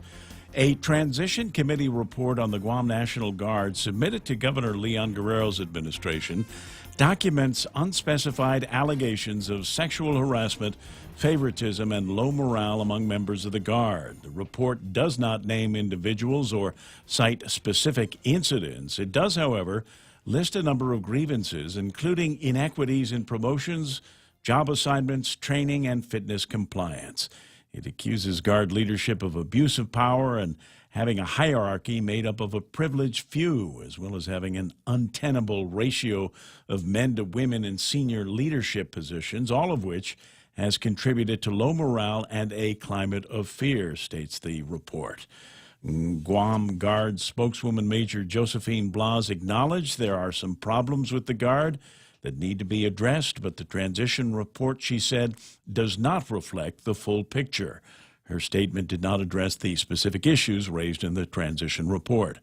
The report was put together by the administration's transition committee, and it was based on interviews with Guard members. Governor Leon Guerrero has appointed Lieutenant Colonel Esther Agagi as the new Adjutant General to replace Major General Roderick Leon Guerrero. Department of Parks and Recreation Director Richard Ibanez reports that some progress is being made in getting both the Dedido and the Agana swimming pools reopened again. For the Dedido pool, a new water pump has finally arrived and was installed at the pool on Friday. It'll take a few days to fill that pool back up and balance the water chemistry. The Dedido pool has been closed for more than a year now. The Agana pool, meanwhile, has been closed since last November. Ibanez says there was a leak in the pool's wet well, and they are in the process of constructing a new wet well, which then has to be waterproofed, and a new water meter will be installed to monitor the water consumption. And that work should be completed before the end of this month, he said. We'll have more news after this. Family Finance has been serving the people of Guam since 1959, and they'll continue to be there for you in the years to come. Whether you're looking to get a personal loan for that summer vacation or paying off those long overdue bills, Family Finance has got you covered. Apply for a personal loan from $1,000 up to $3,600 by calling Family Finance in Agana at 475-4545, Upper Tumon at 647-5626, or in Dedido 633-4473. Family Finance, serving the people of Guam since 1959. Security Title is honored to sponsor Ray Gibson on The Point. In 2019, we resolved to continue our mission of protecting and ensuring the land and homes of our beautiful island. Additionally, we resolved to maintain our vital connection to our families and our community. Protehi Itanotmo, protect your land. When it comes to your family land, remember to call the professionals at Security Title, just like you call Ray Gibson in the morning. 10 minutes past 7 a.m. here at The Point. 53-year-old Vincent Rodriguez Cepeda has been arrested on allegations that he used a machete to demand money from some individuals sitting inside a car parked outside the Porta Mocha coffee shop in Agana on Saturday. Police were called and spotted Cepeda running towards the Guam Congress building, and according to GPD spokesman Sergeant Paul Tapau, when officers confronted Cepeda and told him to drop that machete, he refused to comply. Cepeda was then subdued with a taser and taken into custody. He had to be treated, however, by GFD medical personnel following the taser injury, and later he was taken to GMH for additional care. Following that care, however, he was then taken to the Department of Corrections, where he was booked and confined. Cepeda is facing charges of robbery, theft of property, terrorizing, resisting arrest, and possession of a Schedule II controlled substance. The Guam Regional Transit Authority will issue an emergency procurement for 10 minibuses to augment its shrinking fleet of vans and buses. The procurement will be federally funded and is expected to cost more than $1 million, according to Acting Executive Manager Celestine Babauta. The 10 new minibuses will allow GRTA to rotate vehicles and avoid overuse. Babauta said that the agency has submitted the application for the federal funds, and it's being sent to the AG's office for approval, hopefully by tomorrow. Although GRTA owns 12 vans and 11 mid-size buses, because of constant use and lack of maintenance, the number of vehicles in service is down to just 5 vans and 5 buses. Maintenance has been a problem for years. The agency now has a maintenance contract with Atkins Kroll, said Babauta. For these stories and more, log on to postguam.com or pick up a copy of today's Guam Daily Post. Ray and Mike now. Take a look at weather. Partly cloudy skies and breezy, some isolated showers in today's forecast. Northeast winds up to about 25 miles an hour, decreasing after sunset. Highs near 87 degrees and overnight lows of about 76 degrees. Sunset tonight will be at 6:22, and we'll watch the sunrise tomorrow morning about 6:47 or so. Take a look at the radar imagery, and Mike can give you an idea of what right now weather's going to look like. Yeah, things drying up as the sun comes up. Just got that steady northeast flow, that dry trade wind flow that will keep on keeping on till the rest of this week at least. 70s. Keep on keeping on. Yeah, that's right. See, well, we're bringing them back, one word at a time. So yeah, most of the stuff up north of here, and the shear line, the shear line fragment actually far to our southwest. That's not going to be any issue for us. Really, no issues at all as we look for just isolated showers right on through this week. And again, with taking a look at the satellite here. Same thing, just some nice little patches of clouds out there caught up in that easterly to northeasterly flow. Could be another surge line of a shear line that could move through here, let's say towards the end of the week. Not real sure about that, but they are expecting the winds to kick back up at least towards the end of the week as well. So we're going to have wind?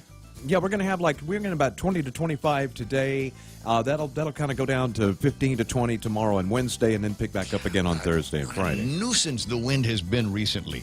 Yeah, it was, I had to do a 15-miler yesterday. The training run, and I loved it. I was heading, started over by Lotte Hotel, worked my way up the hills of Central Guam, and then down into Adelu.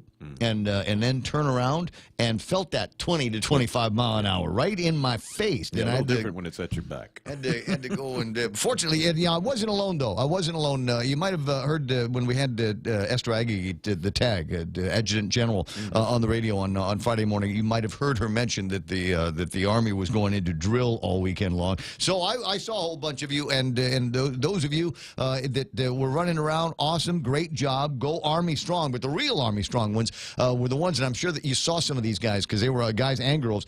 They were out there full BDUs with the pack on the back. And that it looked like they were carrying inside the pack. I think there was another Army Guardsman in some of those things. So I thought, I got nothing to complain about. Go guys, go girls of the Army. Good job in your drill. 7:14 in the morning. That's news and weather together right here on The Point.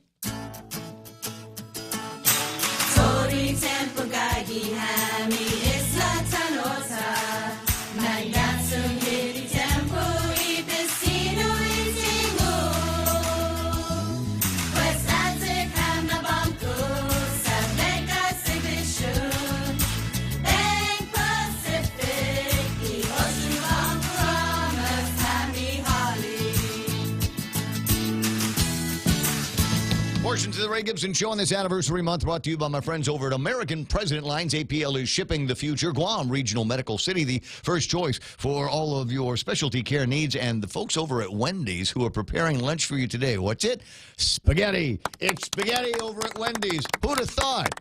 Wait a second. We make hamburgers and we got fried rice for breakfast. I mean, so it's not really out of the stretch for you to be able to say, hey, how about that ground beef? Who does ground beef better than Wendy's? Plus, they've got the zesty tomato sauce on top of that, and then we've got the spaghetti noodles. Now, this is how I intend to make life interesting for somebody over at Wendy's. Wendy's has chili. So, chili on top of the spaghetti noodles instead of spaghetti. Huh? Genius or what? Genius or what? So how would I get something like that going? What's a big thing of spaghetti? I don't know. We'll work this all out between me and the management over at Wendy's, and I'll let you know what they say. They can even make a name for it. Call it Ray's Chilgetty? I don't know. Well, I saw something on one of the social medias asking that question about spaghetti noodles in chili. It's a legitimate question. Yes. Nothing wrong with I don't think there would be anything wrong with that. I think what a great new way to enjoy this. You have different kind of cheeses that you can put on top. I'm just saying. So I'm gonna see if I can work out that magic over at Wendy's, and I'll let you know if it works. So, anyway, quarter after, Jerry Roberts' Extra Point coming up in a couple of minutes. We'll take a look at the market after these. Rediscover Talk Radio here. Your FM News Talk Superstation. This is The Point.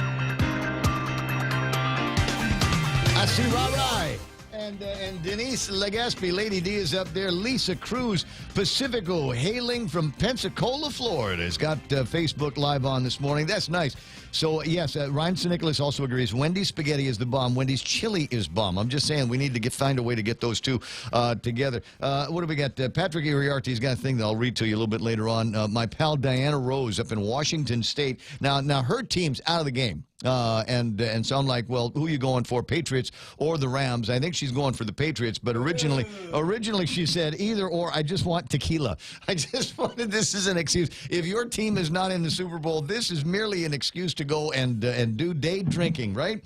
Rick Leone is there. I got my buddy Roy Burgess, Nate Horn chiming in, Mary Parka, Greg Karabrock, Greg Massey, Tim Lahan, Yoich Ringil, and as I said, there's Vicky Ganashis Borja, who is online this morning. Vic's going to be on one of our Friday mornings in the next little bit.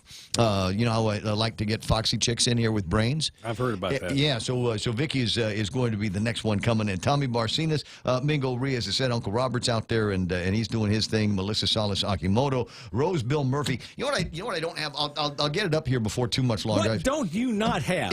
I have it. It's just not in a place where I can do something with it right now. It's on one phone. It needs to be on another phone, and it is this picture. I didn't make it. I did not create this image that you'll see on Facebook, but it was funny as hell, and so I took it and posted it like it was my own. And it's a picture of a family. It's a cute little family. Robert Underwood is the dad. Madeline Berdaglio is the mom. That. I did see and that. Mike St. Nicholas is the baby. I'll put it up on Facebook Live so you get a chance to see it. A quick look at what's going on in the markets, where they're going to be starting off when they get back in after Super Bowl Monday. The S&P 500 in the green, 2,706. NASDAQ, You sent it to me? You're a good man. NASDAQ at 72.63. They're off by about 17 points. And the Dow Jones Industrial Average, 25,063, up by about 64 points. And we'll see what happens. There used to be, I'll look this up as well while Jerry's doing the extra point, because it seems to me there is a link between the Super Bowl and the markets.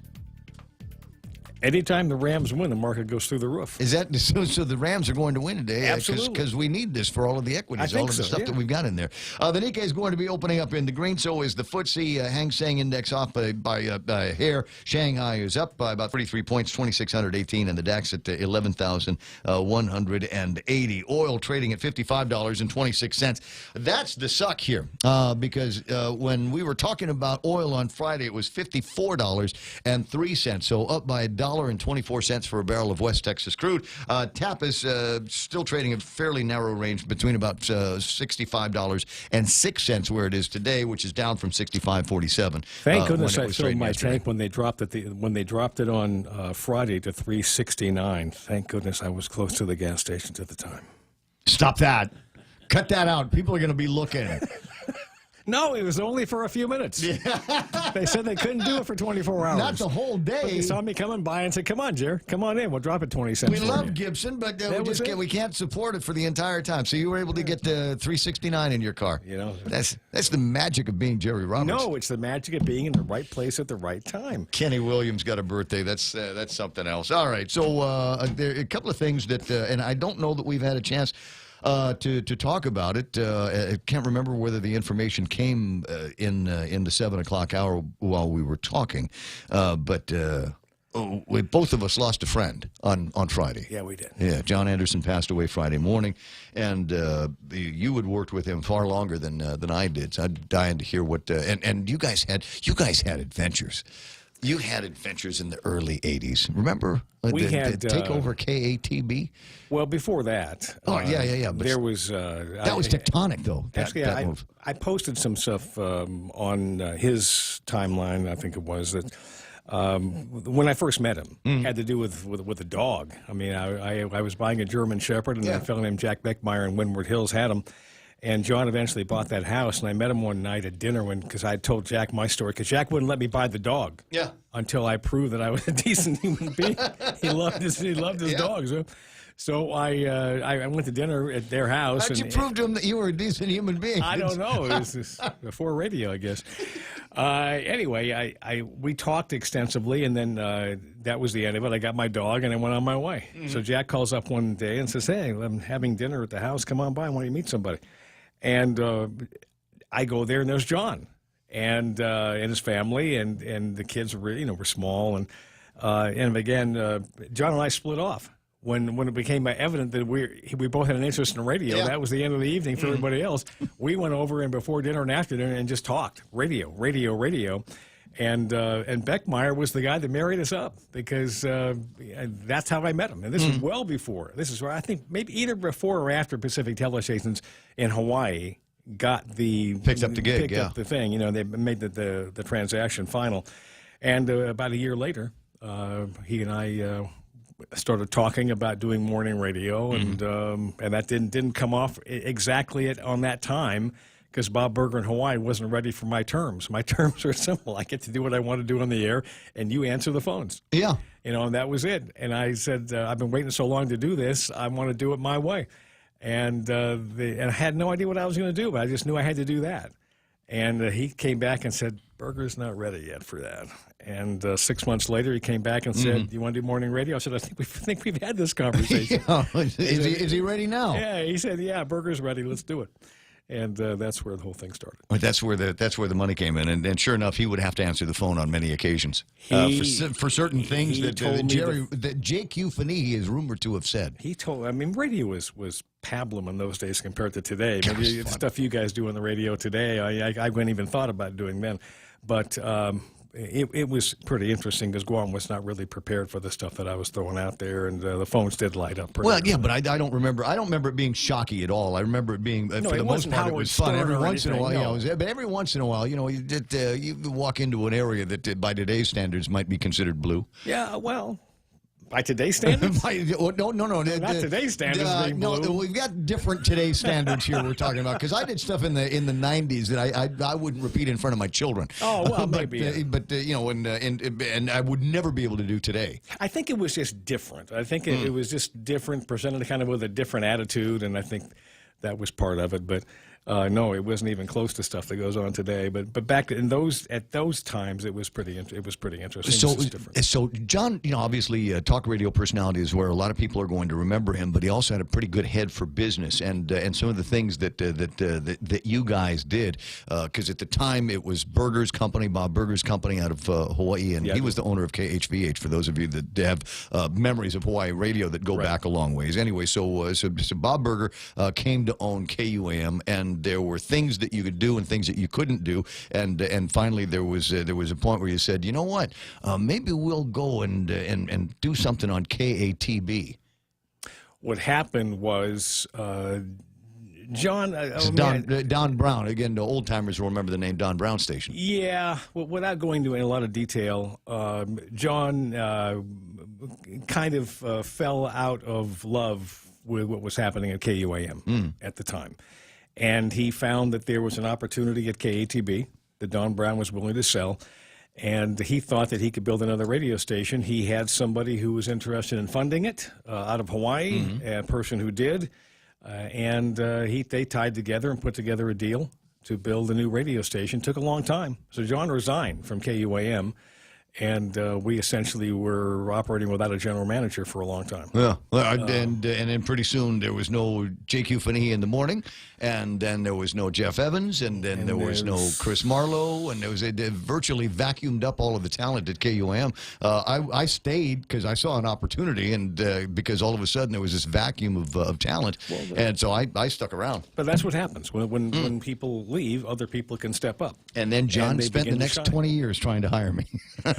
one way or the other between him and Rex. 725. This is great memories. We had a chance about a year and a half, I guess, was the last time all of the radio guys got together with Johnny. He'd just come back from Hawaii, and so we thought, okay, well, we're going to take him out to lunch because we're pretty sure nobody takes him out to lunch. And I called John. I said, hey, we're going to take you out to lunch on Thursday. He says, can't do it on Thursday. Brooks is taking me out to lunch. Can we do it on Friday? Wait a second. Somebody else is saying, we're going to have to do it the next week. Because the guy was he had lunch dates lined up all the way through. He was a very popular guy. And we got together. We sat and told stories just like this. And being about the youngest person in the room, I'm here to tell you that about 40, maybe 50% of the stories that were told around the table that day were true. Maybe as high as 50% of it. Maybe as high as some of that is fact, and then there's some of this stuff that just changed and morphed into different stories over the years. Well, I think and that's John just sat back and he loved every second of it. Yeah, I think I don't think they were outright lies. I think we just forgot. Our memories have got bad. It went like this.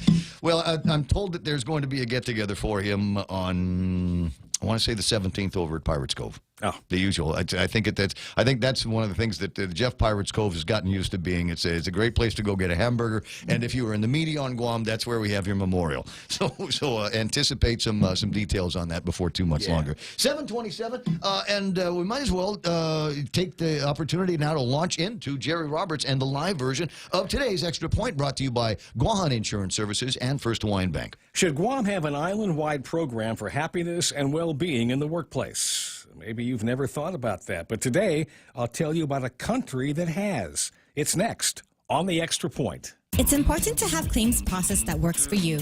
At Guahan Insurance Services, we make things simple and convenient. Same door you walk in to purchase your insurance is the same door you open to file your claim.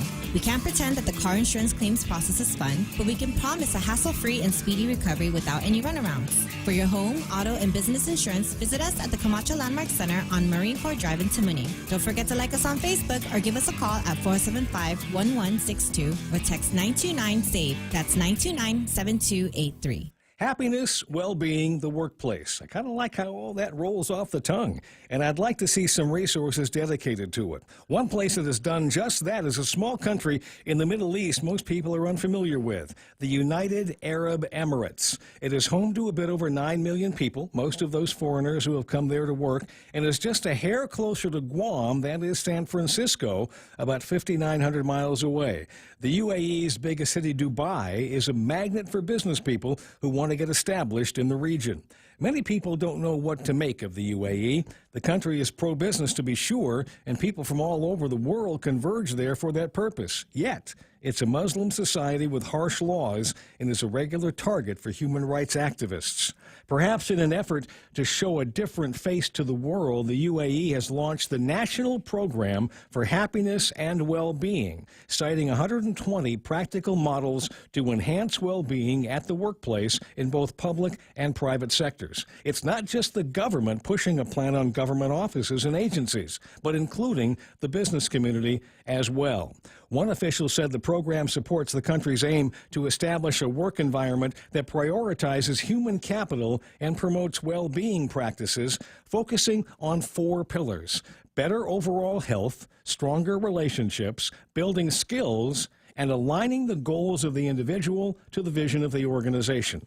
The models were developed to help human resources departments improve workplaces and provide them with fresh ideas to motivate employees, boost productivity, and spur growth for workers and employers. Just a few notes on each of the 4 pillars. For the health section, it includes both mental and physical well-being. This also includes teaching emotional intelligence, which I think is huge. It actually needs to start in the kindergarten years. Next is building better relationships. They want to teach people how to communicate with each other, ways to handle conflict, and how to operate as a team. Skill building will serve to expand the talents and capabilities of workers, creating higher levels of confidence. This is married up to showing managers how to motivate workers. Finally, the program will seek to help workers to establish goals that match up to the objectives of their employer. If those goals are properly set and then met, everybody wins. While this is not a program that would work in the United States, because business would not stand for an invasive government program that dealt with such things, the thought behind it is solid. I've been doing most of this for the past 25 years, and the best employers do focus on variations of those 4 pillars and more in order to attract and keep the best workers. Does your employer need a program for happiness and well-being? That's the Extra Point. Get out there and make something good happen today. For 93.3, The Ray Gibson Show, Guahan Insurance Services, and First Hawaiian Bank.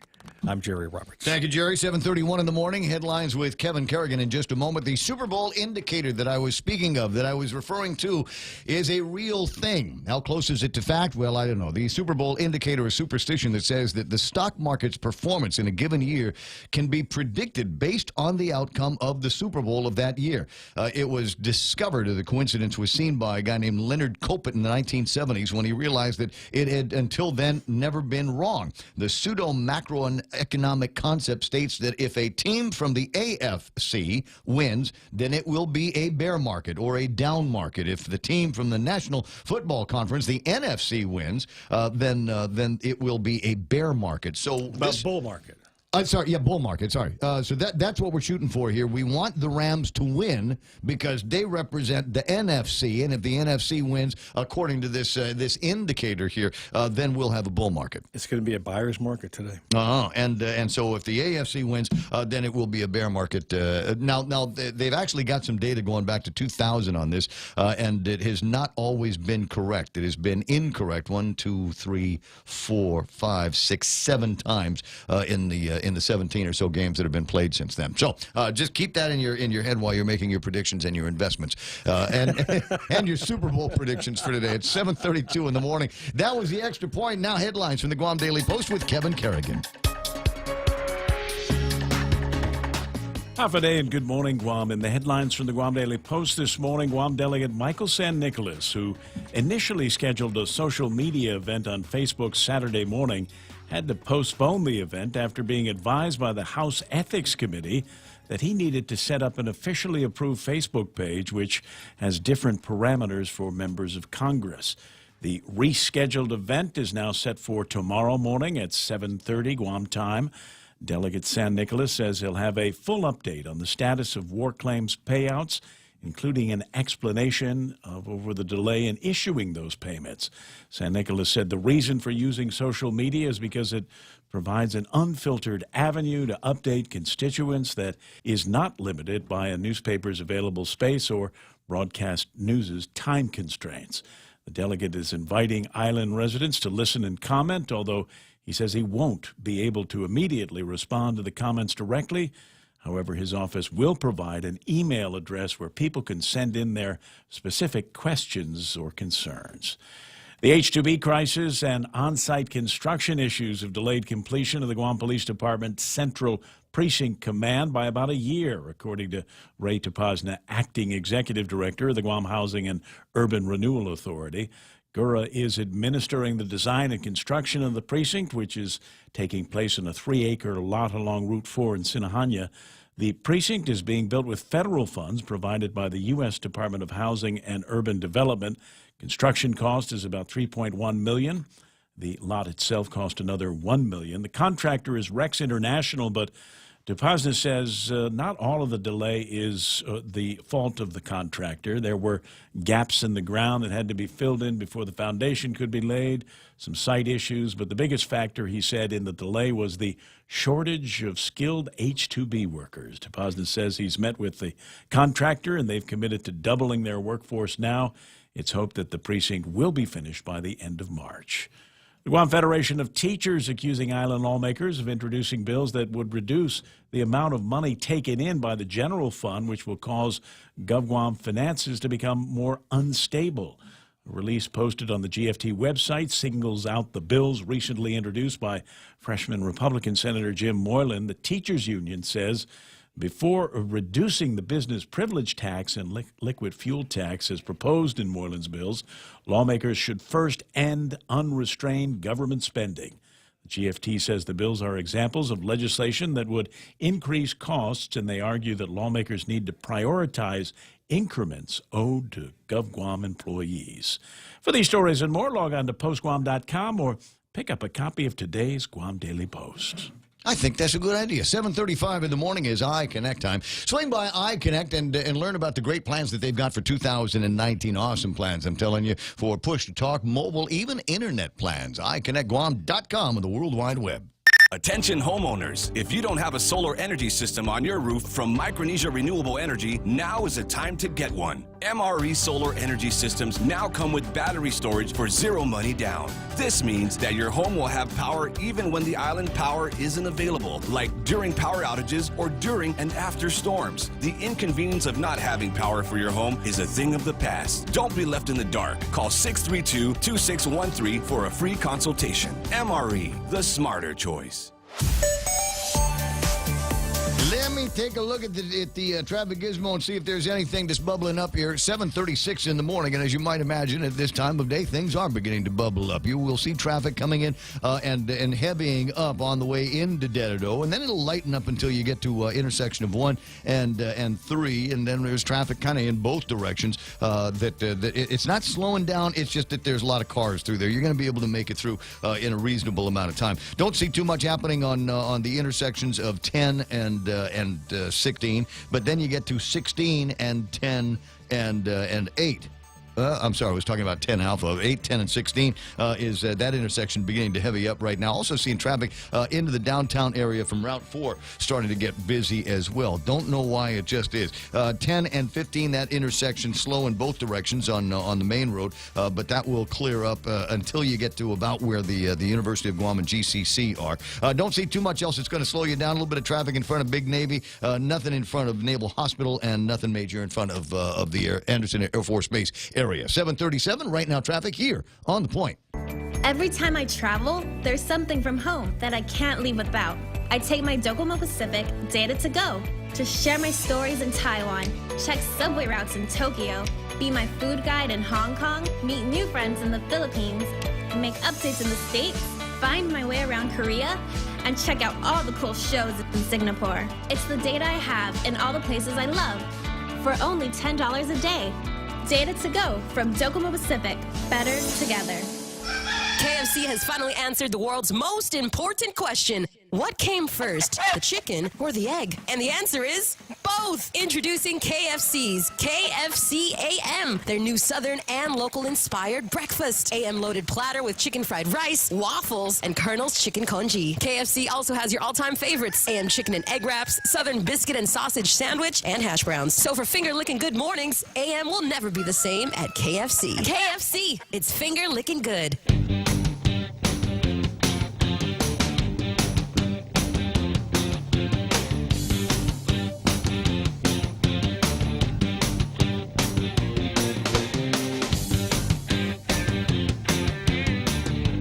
.38 and the post on my web page, my personal Facebook page, is apparently have a new cousin I wasn't aware of, and that's based on a new family picture that is out there. I'm showing it on Facebook Live right now, and it's a lovely image here. It's a picture of actually a very young Robert Underwood in the picture, and next to is my Auntie Madeline, and a young picture of her, and there's Mike St. Nicholas, right, all in the swaddling there. Isn't that special?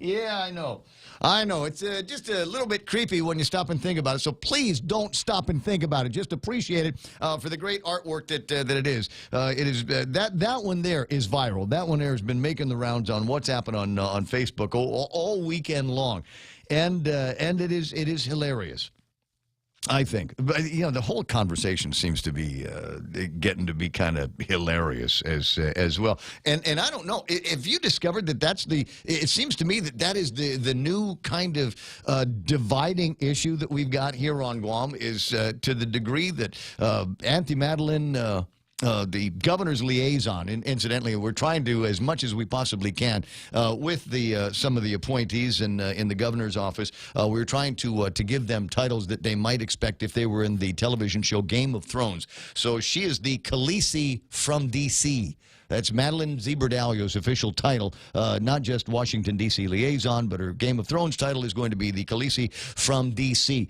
At any rate, so we got her participation in this controversy. Robert Underwood, who has written, I think, extensively on Facebook as well as the printed media. Guam Daily Post, I believe he's got something in there, has written extensively on perhaps a little bit of disappointment that he has with Mike St. Nicholas and the slow start that Mike is getting in this new congressional term. No office, no phone number, and yeah, we'll do this thing on Facebook, but he's not crazy about the thing on Facebook because he won't be able to respond directly to any of the comments and criticisms or ideas that will pop through. Instead, here's my email address. So Uncle Robert's inclined to suggest to Mike in far fewer words, you got to engage, son. You got to engage. Not every outing where there is a get-together and a meeting is going to be an outing that you are going to love. There are going to be some difficult and penetrating questions that you may or may not be able to answer. And look, in the past, there have been times I've interviewed Madeline Berdalio, and every once in a while, she'd kind of look at me and think about the question and go like this: John, what do you have to say about that? And look at her former aide, John Witt. And then John would be able to fill in some of that cover. Maybe that ought to be among the plans that you have here as you go through, is eventually you're going to have somebody that's like a chief of staff in your D.C. office, and so when you get in an interview situation, and look, even I don't know the answer to everything. And so what I would do, what I'm comfortable doing, is having somebody else in the room and go, I don't know, what do you think? And maybe somebody else will be able to fill in some of those hot spots. Anyway, but there's that, and there's no shortage of people that are happy to criticize Mike St. Nicholas alongside Uncle Robert, and then there are some of you go, no, I think he's doing a good job. What's the problem? What do you got? What do you critics here see is such a big deal? Where's the story? Chris Barnett's been doing a couple of stories on KU. I got to say, they're very interesting stories. I don't think there's anything bad about him sharing his criticism of Mike. But my point is, there seems to be people of two minds here. They either love Mike St. Nicholas and the job that he's doing, or trying to do in Washington, D.C., or you hate him. There doesn't seem to be a whole lot of middle ground. And frankly, it's one of my favorite things about politics on Guam, isn't it? You never know until you know. You never know until you're actually sitting down next to somebody, and the line pops up. How about that, Mike St. Nicholas? And you go, I don't know where this is going to go. I don't know which way do I go on this? Is this a Mike St. Nicholas lover? Is a Mike St. Nicholas? You used to have the same problem with Carl T.C. Gutierrez, the former governor of Guam. Is that you jump into a situation and just have a conversation with somebody, and they'd go, "Hey, did you hear about Carl?" And you go, "Uh-oh, okay." And so my answer is always, oh, you mean my Uncle Carl, right? Yeah, that it generally helps to diffuse a little bit of that situation. 888-825-5888-TALK. There's a few other things that I think are floating around that are going to be fun to talk about. And among them, and I got a lot of hope. I'll just say right now, we got this new administration and a bunch of new appointments everywhere, some of which we've already had the conversation. You either agree with or you disagree with. And in a lot of cases, same thing with like with Mike St. Nicholas. There are some appointees where you go, that's the best person ever for the job. And then you go, you talk to somebody else and they say, what were they thinking? What was the committee possibly thinking when they appointed him? So in this case, though, I will say early on that I am delighted that they put Sel Babauta over at the mass transit. Good morning, Sel. Hey, Ray. Good morning. How's it going? You know, I would have preferred that you be elected governor, not governor, but I would have preferred that you be elected senator, and that didn't happen. Oh, that's okay, Ray. You know, I tell you what, man, it's about helping the people of Guam, you know, in different ways. So this time around, it'd be the transit system. Right. Well, and you've actually got transit experience, right?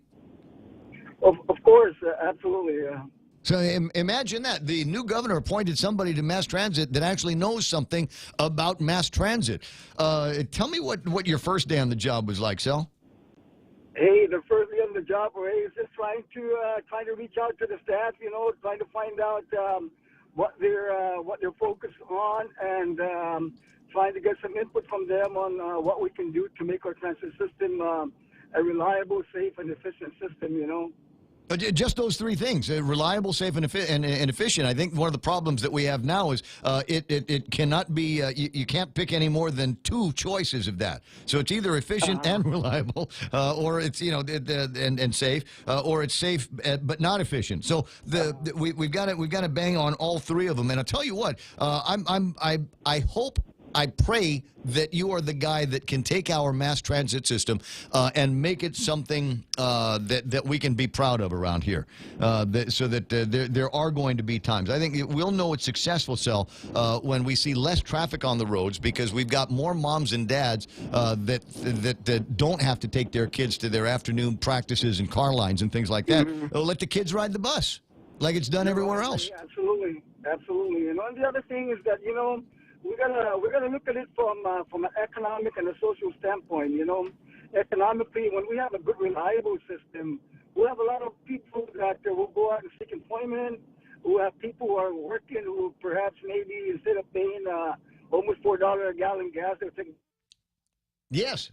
And then we have to look at it from a social standpoint in terms of the fact that we have a lot of less fortunate people on the island, and they don't have cars, So the transit system is one way to help them go shopping, make their appointments, and of course, very important, we have to think about our elders, our uncle, and the paratransit system riders, So as a matter of fact, by law, the transit system must provide paratransit riders transportation needs on the following day at least, And we're not doing that right now. That's why.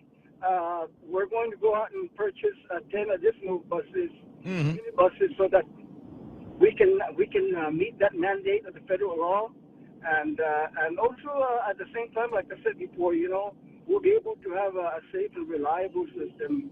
And Ray, with these 10 buses and the fleet that we have right now, we have buses on the road, we have buses on the ready line, spares, and we have buses that will be continuously be maintained. So we don't have to wait until buses break down before we put them into maintenance status. So that's kind of like the outlook that we're looking at with with my staff and of course the governor, lieutenant governor. What were you going to be? What can you do with technology right now? It seems to me that if I were to sit down at a bus stop that we've got here on Guam, I would have absolutely no idea when the next bus is going to pick me up on that route. Is there any way that you might be able to create some kind of an app where your riders are going to be able, like an Uber system, right? Where you say, I'm over here, there's my Uber car that's coming to get me. I can see it making its way towards me, so that we would be able to do the same thing on an app and be able to see the buses coming and going and how long we're going to have to wait. So is this going to be a long wait for the bus? Should I get a taxi? Anyway, I tell you what, man, I'm really fortunate too in some regards because I have two pro bono transit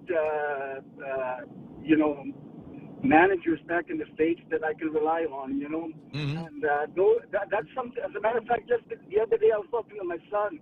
He said, "Hey, Dad, what you need to do?" Dad, what you need to do what?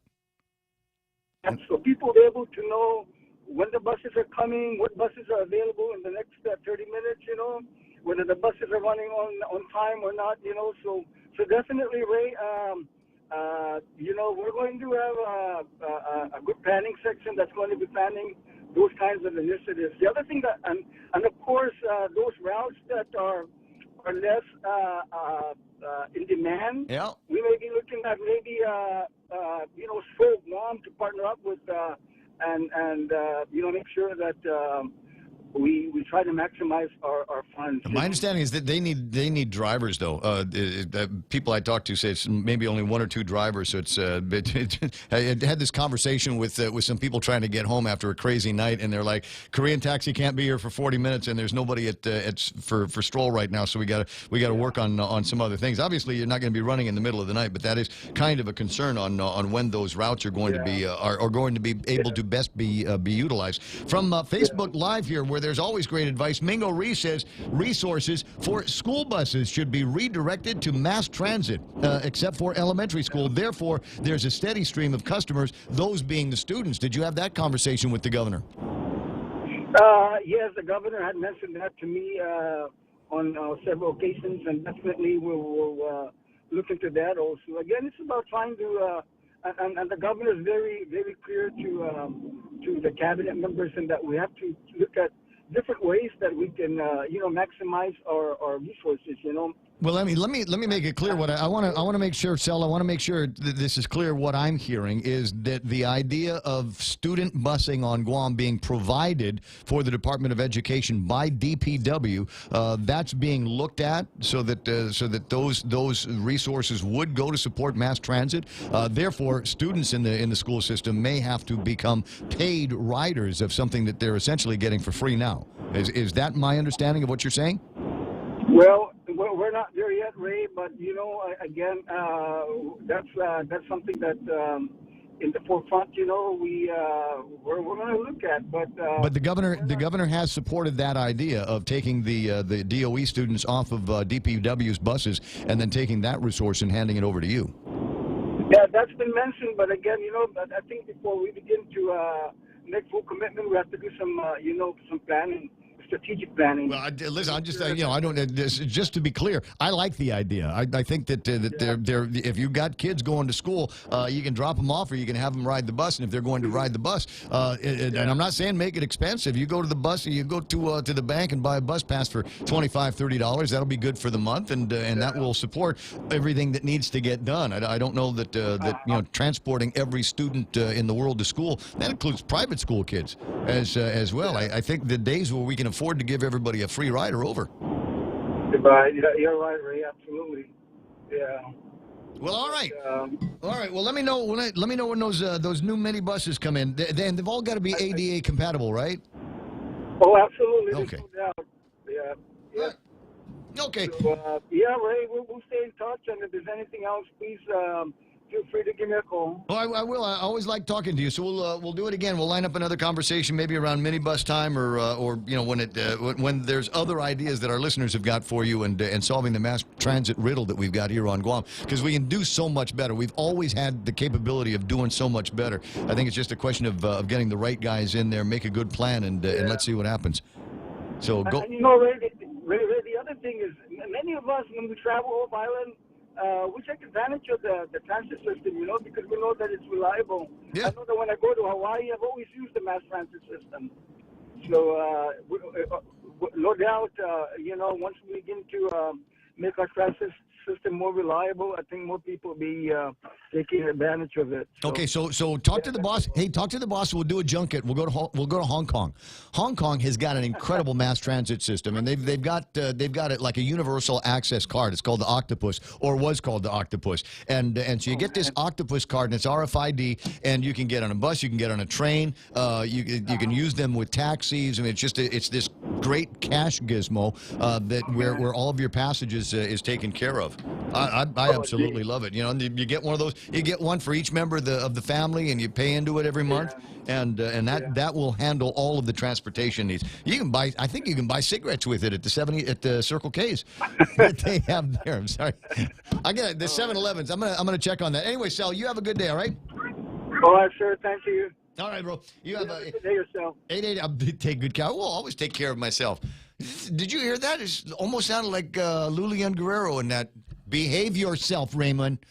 That was what she told me on New Year's.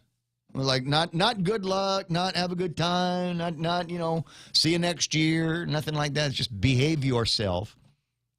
Saw her on the road yesterday. Her and her doctor buddy walking up and down Marine Corps, not Marine Corps Drive, down in Tumon. It was fun because there was an aquathon that was going on there. So I get to the turnaround of the aquathon, and they thought I was in the aquathon race itself, and so they gave me water. I'm like, dude, I'm just training. I'm not actually in the race, but thanks very much for the water. And I turned around and pointed these kids, stateside kids, and I said, see that lady over there? And there's two ladies walking down. There's the one with the kind of white blonde hair. Right. That's a doctor, and the lady next to her. And they look over and say, "Yeah." I said, "That's the governor of Guam." And they're like, "No way." Get out of here. Really? I said, yeah, I'll bet she's going to be thirsty as well. We'll see. Well, and so I'm not sure, but Governor LG, if a couple of these kids gave you and Dr. Bez some water yesterday, it's because I told them to. Just FYI. 7:55. Cousin Louie's on the line. Good morning. Hey, morning, Ray. You know, back I think it was in the 80s, there was this ridiculously thick book called the M-Form Society that was an analysis of the tremendous economic success of the Japanese manufacturing system. And I tried to read the thing, and I don't remember one thing from it, and that is the fundamental difference, at least at that time, between the American way of doing things and the Japanese way of doing things, is that after everything was prioritized, the Japanese would tackle and work on only the first priority and not bother to work on the second priority until they had taken care of completely the first priority properly. With that in mind, I offer that as advantageous using the public transit system might be for school kids, given that their first priority is public transportation for the masses, that we should not even be talking about having the Mass Transit Authority transport kids until they get the first goal accomplished properly. Period. If though, and I don't know what bus ops cost us. I mean, off the top of my head, I couldn't even ballpark the figure. But if we were to take those cash resources that are obviously available and say, all right, we're going to put this on mass transit now, with the understanding, now everything ain't going to go right day number one. But given those resources that they would be able to plow into personnel, they'd be able to plow into maintenance, they'd be able to plow into some sophisticated transportation buses and supplies, it's possible that they might be able to, in rapido fashion, say on this date, or you know what? Here's the transition. We'll make the transition during the summer. Right? So end of the last day of school until the first day of school, selling the guys over at what would be Guam Regional Mass Transit Authority would have an entire 3 months to iron out their system and 3 months to educate the parents that if their kids are going to school on a bus, they have to pay for the ride now. And here's the modest charge for the student bus pass that you can get at any 76 Circle K on Guam. How's that? As good as that might sound on paper, Ray, we're talking about an incredibly complex system. 3 months, not enough time. Regardless of whether or not there's enough time, I heard in the conversational elementary school kids, resources will still be needed for middle and high school kids, and trying to split the public school system into those two universes, working in another galaxy of mass transit, again, it's probably going to take away from the effort that is needed to just get the public transit system working properly. Yeah, so my suggestion is one job at a time, not two. Okay, no, I don't disagree. I'm just pointing out that I think there are avenues for a continuous discussion about this. As I said, you take a look at the vast resources and spend that DPW's got to be doing there instead of fixing roads and filling potholes and taking care of traffic barricades and all of those things. We take those resources and hand them off to somebody like Cell and turn into a mass transit system that is truly something spectacular for all of us.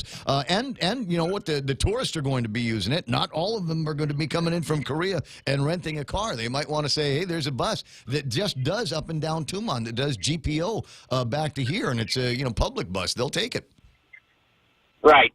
I'll close by saying, a mass transit system should have the proper resources devoted to it to make it work, and it should not have to rely on a secondary source, i.e. the resources that we used to use to get kids to school. You know, a wise friend of mine who used to be a very well-known political and government figure on Guam told me some years ago, the problem with GovGuam is that it tries to do too many things at the same time. Oh, boy. And successful at near none of them. 8 o'clock in the morning. I'll talk to you pretty soon. Thanks for the ring. Take care. Oh, wait. Patriots or Rams? Go. Oh, he's already... Oh, crap. All right, because that's going to happen like an hour and a half from now. 8 o'clock in the morning. We're KUSG. I got you. Stand by now for Fox News Live.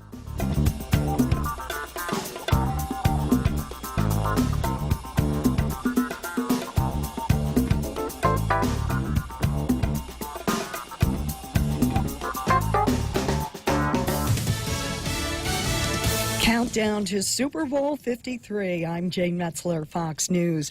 Unlike last year in Minneapolis, it is so warm in Atlanta. The stadium's retractable roof will be open when the Patriots play the Rams an hour and a half from now. Fox's Jared Max joins us live from Mercedes-Benz Stadium, where the odds makers say experience gives New England the edge. Jared? Jane, the Patriots may have opened as 1-point underdogs and quickly turned into 2.5-point favorites, but late this week there were multiple seven-figure bets placed on the Rams. Like New England, LA got here by winning its conference title game in comeback fashion on the road in overtime. Both teams battle-tested. The Rams have been told they should feel lucky to be here because the officials missed that call in the game against the Saints. Well, get this. Today's referee, John Parry. According to Pro Football Reference, the Rams have a record of 7-0 in games reffed by Parry. The Patriots just 9-5. It's gorgeous here. Sun shining, 63 degrees at Mercedes-Benz Stadium. Now, we will see the 55 million pound retractable roof open for the opening ceremonies, but unfortunately, Jane, I understand it won't be open for the game. So we'll wait on that. They changed their minds on that. Thank you, Jared. President Trump is hosting his annual Super Bowl party at his Florida golf club. The traditional game day interview, already airing on CBS's Face the Nation, asked if he will shut down the government again if he fails to get funding for his border wall. I don't take anything off the table. I don't like to take things off the table.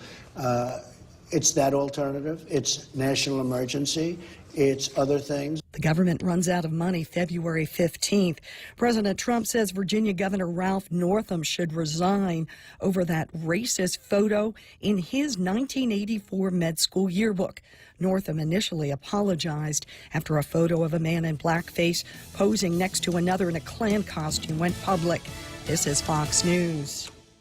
Here at Make-A-Wish, our Wish kids wish for all kinds of things. A lot of them involve traveling to faraway places. On Monday, February 18th from 6 until 10, we'll be holding an airlines mileage drive with me, Ray Gibson, on 93.3 The Point, to help us grant these travel wishes. So if you've got spare airline miles, you can donate them without any transfer fees. Your donation will go a long way, and so will our Wish kids. Every time I travel, there's something from home that I can't leave without.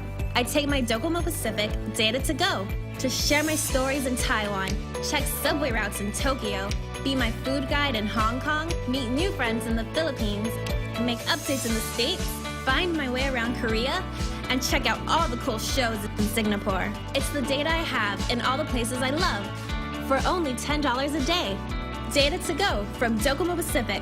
Better together. A 23-year-old suspect now in custody and facing aggravated murder charges in the fatal shooting of a Clermont County, Ohio sheriff's deputy. It happened east of Cincinnati. Detective Bill Brewer killed during the 12-hour standoff. Another deputy wounded. His injuries not life-threatening. Flags will be lowered to half staff in honor of Detective Brewer.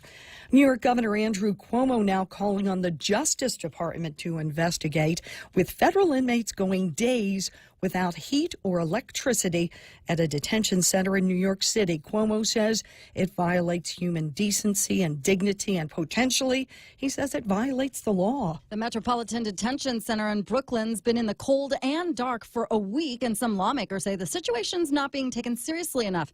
Democratic Congresswoman Nydia Velázquez at the facility twice in 2 days last week. Then other federal and local lawmakers joined her after an outcry that some inmates were getting sick because of the power outage.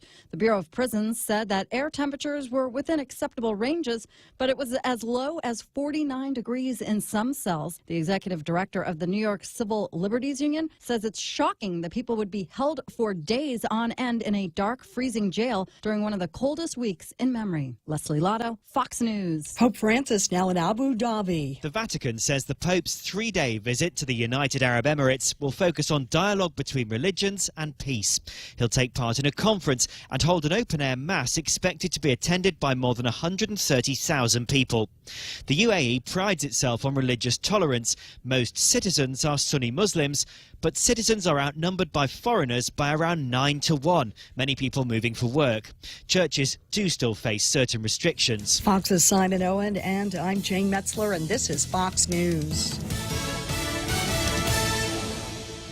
Attention homeowners, if you don't have a solar energy system on your roof from Micronesia Renewable Energy, now is the time to get one. MRE solar energy systems now come with battery storage for zero money down. This means that your home will have power even when the island power isn't available, like during power outages or during and after storms. The inconvenience of not having power for your home is a thing of the past. Don't be left in the dark. Call 632-2613 for a free consultation. MRE, the smarter choice.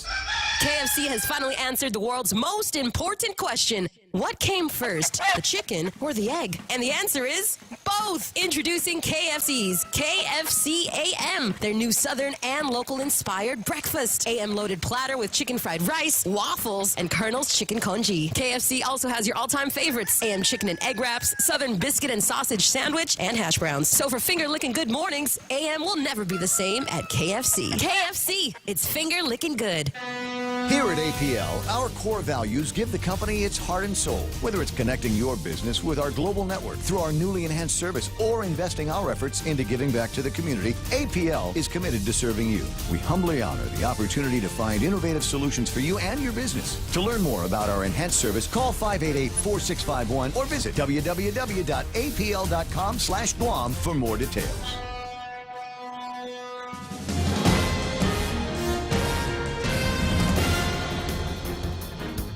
Half a day and good morning, Guam. News time here at The Point is 7 minutes past 8 a.m. this Monday morning. I'm Kevin Kerrigan. Here's a look now at some of the top stories from the Guam Daily Post.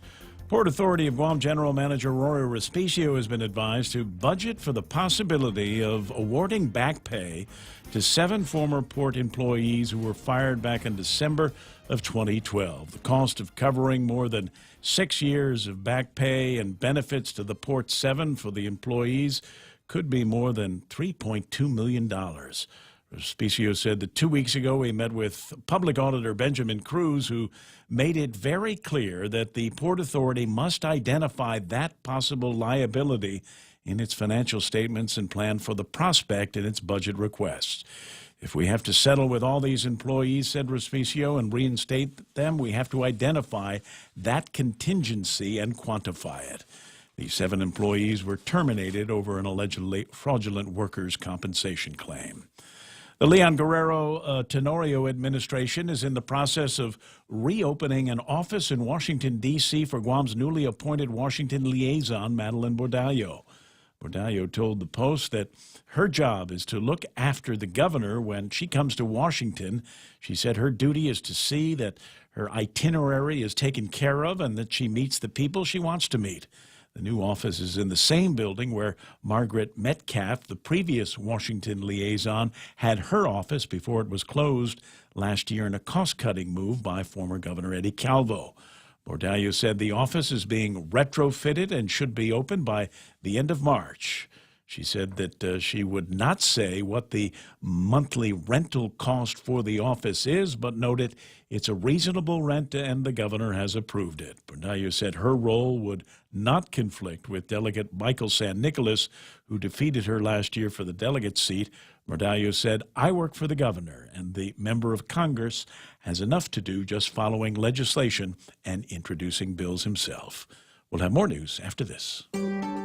Guam Regional Medical City. We bring the healthcare advances of the world directly to you. We are an acute care hospital that complements your needs with our robust outpatient specialty clinics. From preventative care to critical care, we strive for consistent excellence at GRMZ. Our core philosophy is where patients are partners, which means we work as a team to make a healthier version of you. For more information about GRMC, visit us at grmc.gu. At Chili's, our burgers stack up with anyone's. Handcrafted to order, smashed to lock in flavor on a toasted brioche bun. Our burgers are all kinds of perfect. Choose from the Chili's Chili, the Mushroom Swiss, the Ultimate Bacon, or you know what? We dare you to take on the Boss Burger, loaded with smoked brisket, rib meat, jalapeno cheddar sausage, and bacon. We may have really out-burgered ourselves. Our burgers are more than a handful, served with garlic, dill pickles, and fries. So hurry in today and enjoy our juicy, melty, yummy, handcrafted creations. Perfection between 2 buns. Chili's, more life happens here.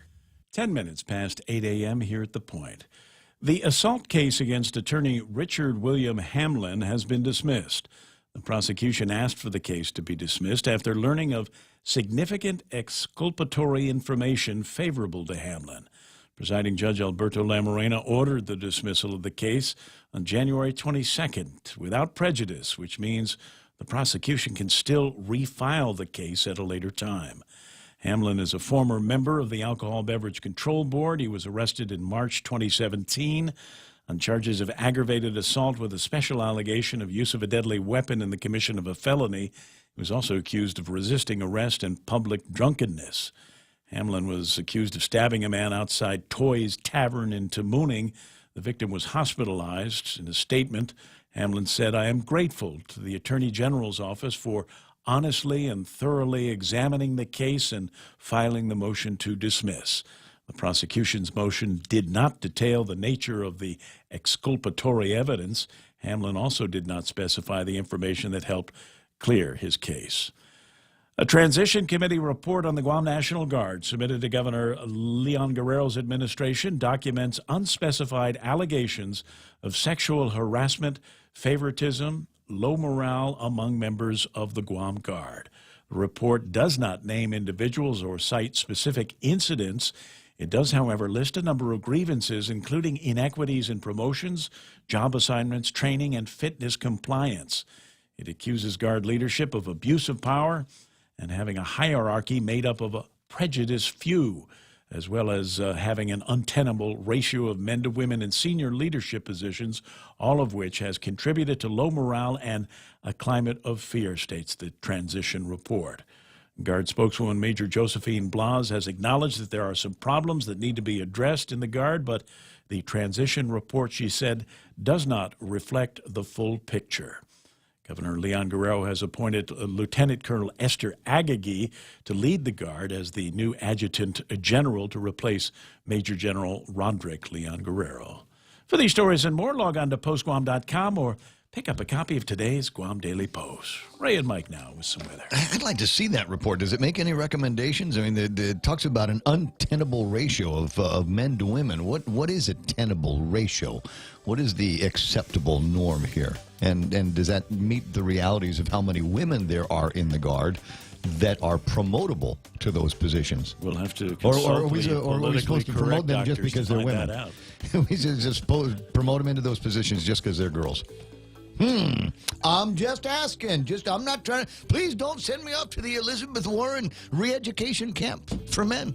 I'm just asking the question. What is the tenable number here? 8:12 in the morning, and time to take a look at what's going on weather-wise. We were talking about this earlier. Don't expect a whole lot by way of rain today. Maybe just some isolated light showers, partly cloudy and breezy otherwise. There's northeast winds, 15 to 25 miles an hour, decreasing a little bit after sunset. Expected highs, 87 degrees. Overnight lows should be about 76 degrees. Sunset tonight, 6:22, and we'll watch the sunrise just a hair earlier tomorrow, 6:47. Look, by the time it gets to be summertime on Guam, the sun is going to be coming up blazing at about 5:30 in the morning. So enjoy those of you that are training for, I don't know, aquathons and triathlons and marathons and things like that. Enjoy the opportunity to sleep in a little bit knowing that the sun is coming up later for you.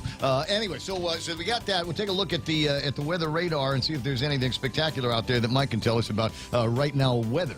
Not a whole lot really going on out there. This atmosphere looks like it's drying up from the overnight. So still got some of those isolated showers. One could pass on through during the day, but it'll be quick and it'll be in and out. So no big deal there. And that's what we can expect pretty much for the remainder of the week. Winds will probably die down just a little bit as we go through the midweek and then kick back up towards Thursday and Friday as maybe some more energy comes on in.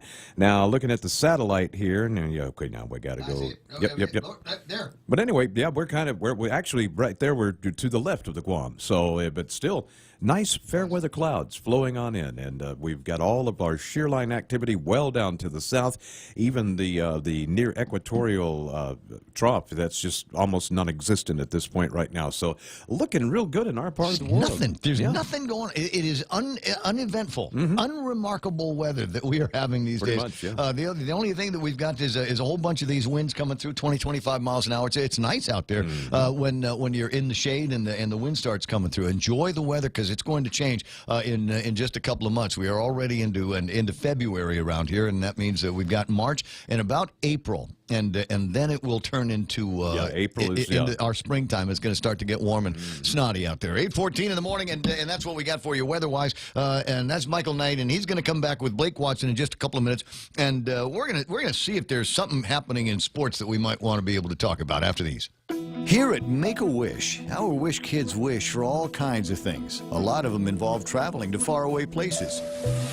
On Monday, February 18th from 6 until 10, we'll be holding an airlines mileage drive with me, Ray Gibson, on 93.3 The Point, to help us grant these travel wishes. So if you've got spare airline miles, you can donate them without any transfer fees. Your donation will go a long way, and so will our Wish kids. Portions of the Ray Gibson Show here brought to you by my friends over at Guam Regional Medical City, the first choice for your specialty care needs. My friends over at American President Lines, APL is shipping the future, and the entire anniversary program all the way through the month of February. Our anniversary month brought to you by the guys over at Take Care. Appreciate your participation in everything that we do around here on this morning show. The Coconut Wireless is back. The Ray Gibson Show. Call now, 888-TALK. That's 888-8255. Hey, there's George Flores. Watching on the Facebook Live, my buddy Dave Duenas is out there. Mingo Ree, Anita Santos. Did I get to everybody? Anita Santos is online. So is Big Sister Shelley, Chalurna Laron, Renee Lau from next door. Ed and Karen Untalan are watching the program on Facebook Live today. So is Vivian Sablon. Hello there, Richard Clark. Nice to see you, old buddy of mine. Lisa Cruz Pacifico, all the way in Pensacola, Florida. Bob Kelly, and I was talking about this, a couple of food things that I wanted to mention. Number one, if you were watching Facebook Live, you might have seen me sneak in a couple of, actually more than a couple of, some sporkfuls of fry rice from KFC and some scrambled egg from KFC. And I love the sausages, and the way they cook up their spam is on point. You had the sandwich. What was that breakfast sandwich? The crunchy something. That was really. That looked really good. Yeah. So it's there's still some there. Is the Colonel's Choice? No. Colonel Supremo. Maybe it's one of those where I left that one for you. Yeah. Oh, is the Big Crunch? I don't know. It's a. How do I describe it? It's the bread, and there's cheese, and there's bacon, and there's eggs in it. It's a breakfast sandwich, yeah. Yeah, exactly the way I'd make it. I had the waffles, the chicken, the sausage and waffles. Very, very good. Oh, nice. Yeah, I don't know if there's any left. The fried rice is point. It really tell is. You right now, it's awesome. It's great. I left that for y'all, too. Here's the thing. Now, anybody who knows Ray Gibson knows there are certain things that I don't like. Who is Ray Gibson? I don't never heard of the guy. But anyway, so I don't like iced coffee. In my mind, coffee needs to be served black and hot. That's it. I'm with you. There's no, you don't walk backwards from that. You don't make all. And then the guys over at KFC said, but try this. And so there's this iced coffee mocha flavor. And it's mine, and nobody else can have it. So just a note to the geniuses over at KFC: you've broken through. You've broken through 56 years, Legion legend. I never dress my coffee, and I certainly never drink it cold. When it's cold, I go to the microwave. Yeah, or just drink chocolate milk. Oh, but I love my mocha coffee. But hot coffee is good. Yeah, and this mocha cold coffee is. You guys have touched me in a deep and meaningful way. 8:18 in the program. And I was also talking earlier about, and this is significant now, we told you Wendy's is now making spaghetti, right? And it's good. I'm going to tell you that right now. It's good. And I found online, it was a question somebody was asking on Facebook, whether it was okay to have chili with spaghetti noodles. Yeah. I don't see why not. Yeah. I don't see why not. Well, like goulash is basically the same thing. It's just elbow macaroni instead of noodle. But, I mean, it's spaghetti. All right. Mike Naut is, I'm looking for somebody to agree or disagree with me on this. Mike Naut is online. So is Paul Cruz, et cetera, on Facebook Live. And so I don't know. You might want to try that, though. And Bob Kelly was listening, and he found a place in Ohio, Clermont County, and New Richmond, which is a place in Clermont County, and there's a place there called Gold Star Chili. Yeah, Gold Star Chili, and I'm gonna see if I can take this link up and stick it on the socials that we've got around here. Paste, copy, select all. Control. If you ever want your product to be legit, just name it something legit, like Superior, or Gold Star, whatever. It works. But, Yeah, it works. But I want you to see what this stuff looks like. So, because it's very important to the continuation of my conversation that there is such a thing as chili and spaghetti noodles, and this is what this ends up looking like. So you've got all of the chili on top of a bed of spaghetti noodles, and then there's onions, and it looks like there's 2 different kinds of cheese on See, that. to me, that's okay. I think I stop it at Sloppy Joe. Sloppy Joe on top of chili, probably not okay, right?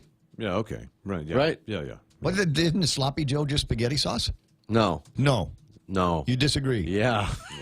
That's like, it's almost like Heinz 57 and ketchup and barbecue all mixed together. Yeah, I'm just a kid from the village. What do I know?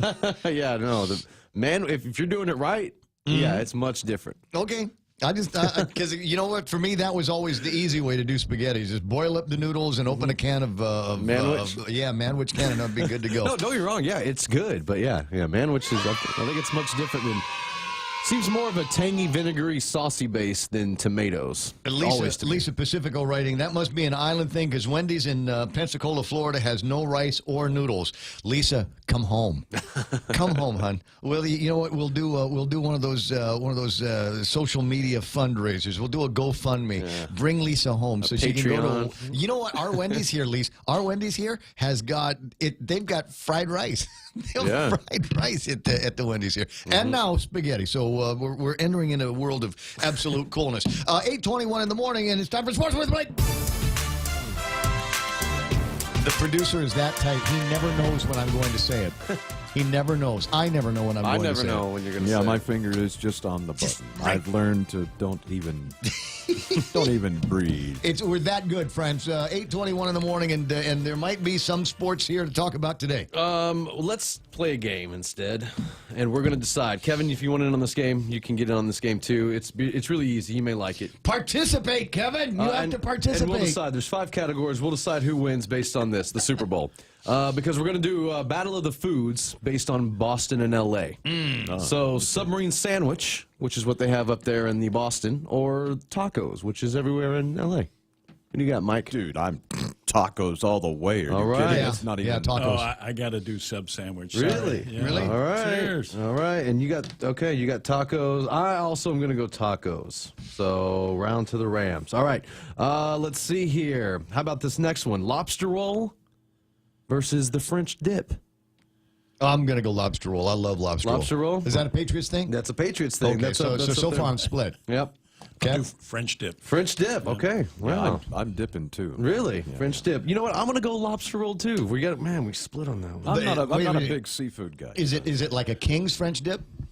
You know, because you know what, they got a French dip over there, but the au jus, that's the thing. It's everything. Yeah. So if you want to change it, you can. No. I can't even pronounce au jus. All right.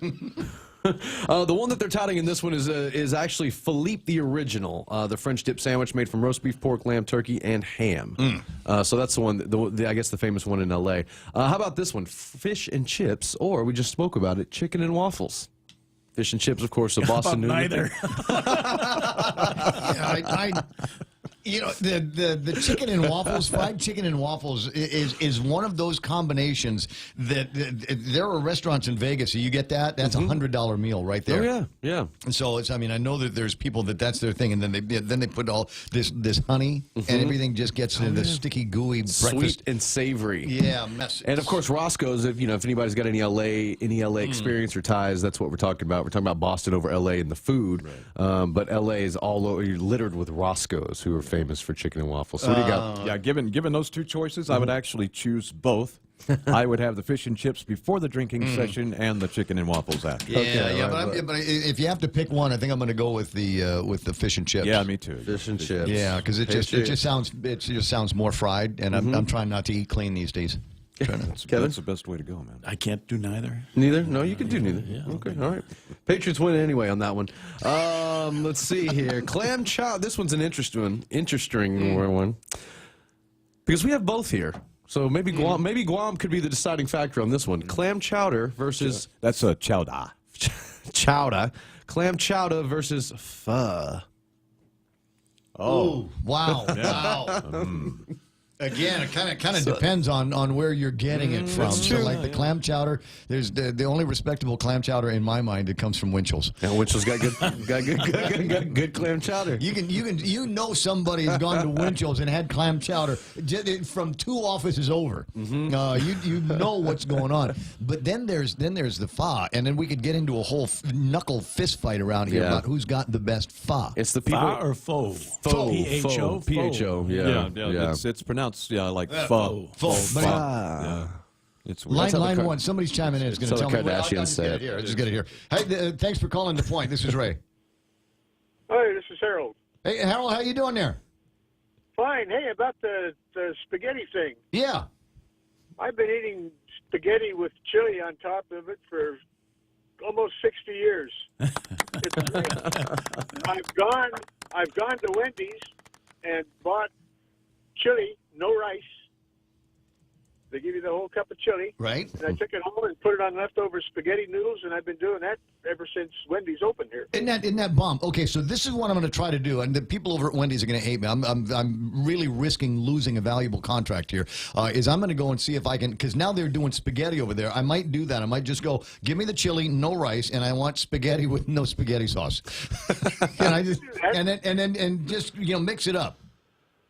Yeah, you can do that. That's the way. That's the way to do it. So, so now the next question for you before I let you run, because I know how busy you are, is where's the best place on Guam in your mind to get pho? To get who? Line 2, go ahead. You're on the air. Okay, so I'll ask you an easier question. Patriots or Rams? Patriots. You're going Patriots. Who's going to win the coin toss? Patriots or Rams? I just don't like any California team. That's the only reason I go Patriots. I love that. If it's from California, it's an automatic no. No, listen, it's like if I ever run for senator, that's going to be my thing. Any new bills introduced? No, I'm not voting yes on anything this year. 826, Hal, you have a fantastic morning. If you ever run for senator, my vote will be none of the above. That's right. And I would recommend it myself if we ever get so desperate that I start looking like a viable political candidate. Dude, I'm going to let you run. Have a fantastic morning. 827 in the morning. So best pho on Guam. Who's got it? I have no idea. I would chime in. I would chime in with the place down the hill from us, down there in the Fountain Plaza. I don't know what it's called. They're closed on Mondays. They're really, really good. And I think it's because... Which one is the Fountain Plaza again? The one down the hill from us, right down below. Behind us? Right behind us, Yeah, right down and below behind us. Huh. And I forget what it's called, but they're not open Mondays. And I think the key is they grow their own herbs. So you've got the fresh basil and you've got the fresh cilantro, which is very important. So I went to Maz a couple of weeks ago. Yeah. And the trick there is Casey? Get there. No, I didn't see her. Get there early.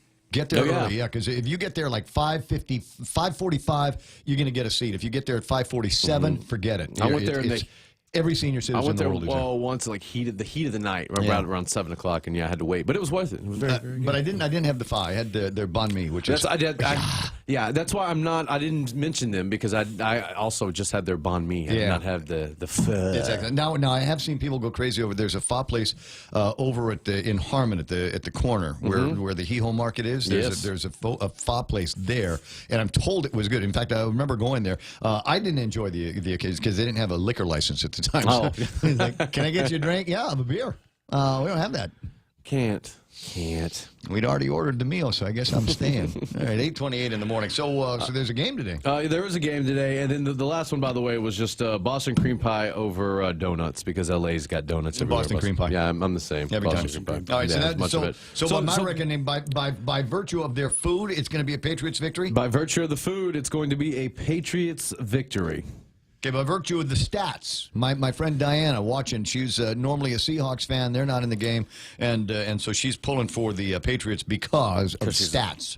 Let me just run down some stats here for you. February 3rd, 2002, the Patriots defeat the Rams in Super Bowl 35, 20-17, which started the dynasty that they are still currently on. Since then, the Rams have gone 1-11. They've won 111 games. They've lost 160 games, and they tied one. Since that 2002 Super Bowl, the Patriots have won 4 Super Bowls.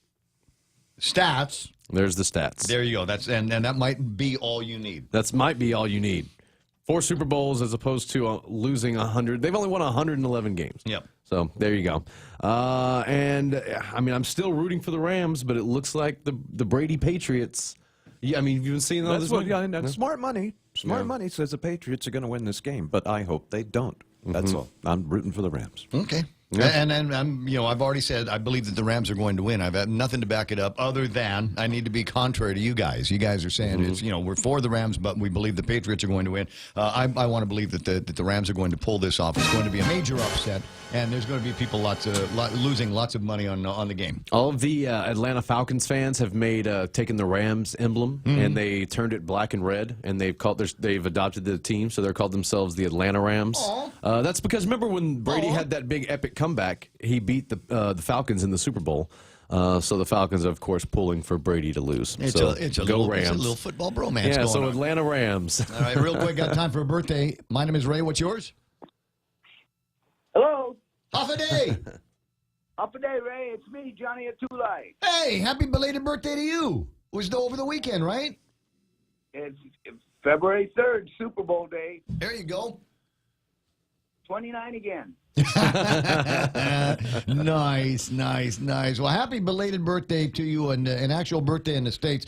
Family and friends calling in all day long to wish you a happy birthday. And frankly, if our family and friends are calling you from the States, are they already drunk? Just about. There you go. They got to stay a little sober to listen to the game.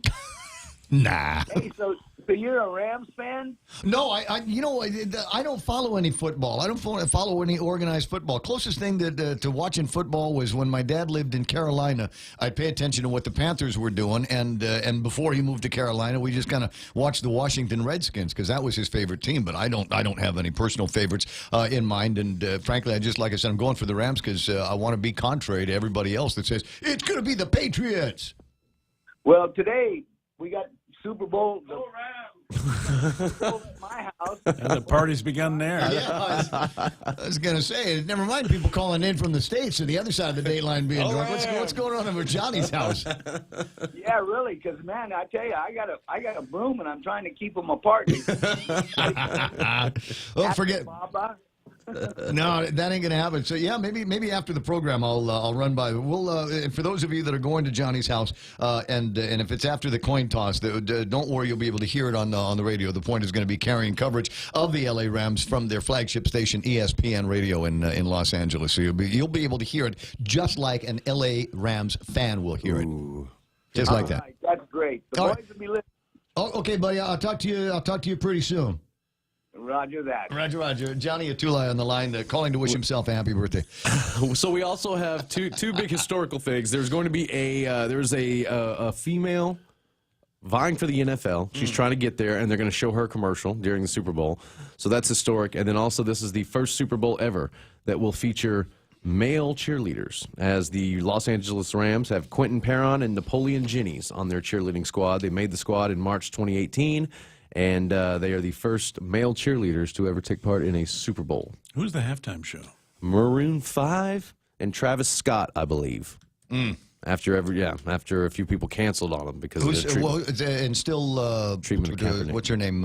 Gladys Knight still doing the anthem, right? Yes. Okay. All right. So we got all that lined up. As I said, we'll be checking. An hour from now? Less than an hour from now. Less than an hour from right now. We'll check in with ESPN in Los Angeles and that radio station. We'll hear what if they're getting work. So you know who works for them? Who? Freddie Prinze. Oh, yeah, he does. Freddie Prinze, as in, she's all that, all those movies from the 90s and the early 2000s. He does. I wondered what happened to him, and I was listening to the feed the other day, and so he's on in this lunchtime show with somebody, just jaw-jacking sports. Yeah, that's what he does now. And he's good at it. I know. I had to look him up because I think it was his wife's birthday a little bit, and I was like, oh, because if you don't know, he's one of the teen heartthrobs that actually made it. He married Sarah Michelle Gellar, also teen heartthrob, and they are still together, and her birthday wasn't that long ago, so I just went into a little wormhole with them two. I love her. Yeah, I went into a wormhole, and I was like, what have they been up to? And yeah, they're hanging out in L.A. and living the life, and he's on the radio doing sports talk. But I don't love her as much as I love that girl from UCLA, the gymnast. What's her name? The Japanese one? Caitlin Ohashi? Yeah. Is that her name? Yeah. I pulled that out of nothing. Is that her name? Caitlin Ohashi? Yeah, I like Caitlin Ohashi. She had a run this weekend, I believe. Yeah, I thought I saw her somewhere. She was on social media. Anyways, look, it's 8:34, and we'll get caught up. You and I'll get caught up after the show because we're ending this show early at 9:30 to make way for the actual football game. So we'll do so. We'll get caught up and figure out where we're day drinking today. 8:34, and that's all the time we got for sports. Blake Watson for Star 101. Coming up next, we got headlines with Kevin Kerrigan. Always here to help you. This island is our home. Through the years, we've been a friend to the neighbors we have known. Now we're banking on the future. Services to choose. Bank Pacific, where others put branches, we place roots.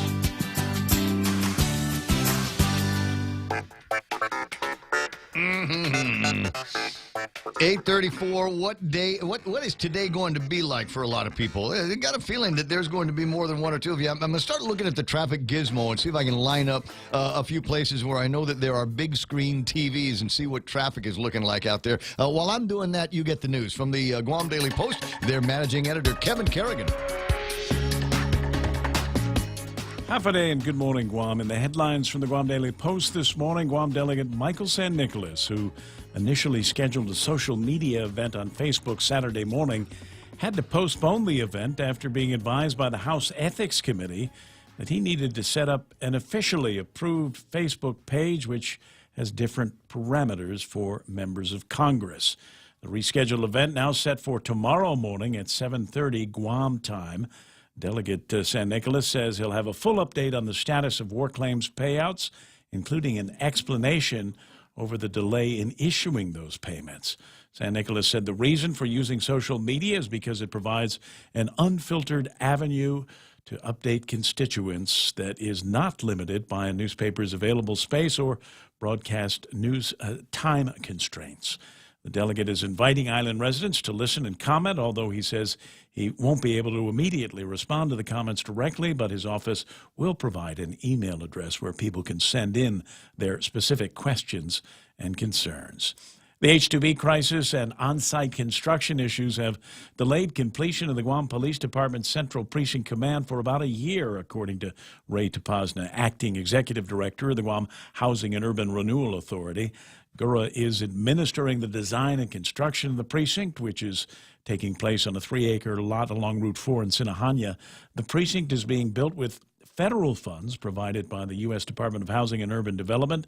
Construction cost is about $3.1 million. The property itself cost another $1 million.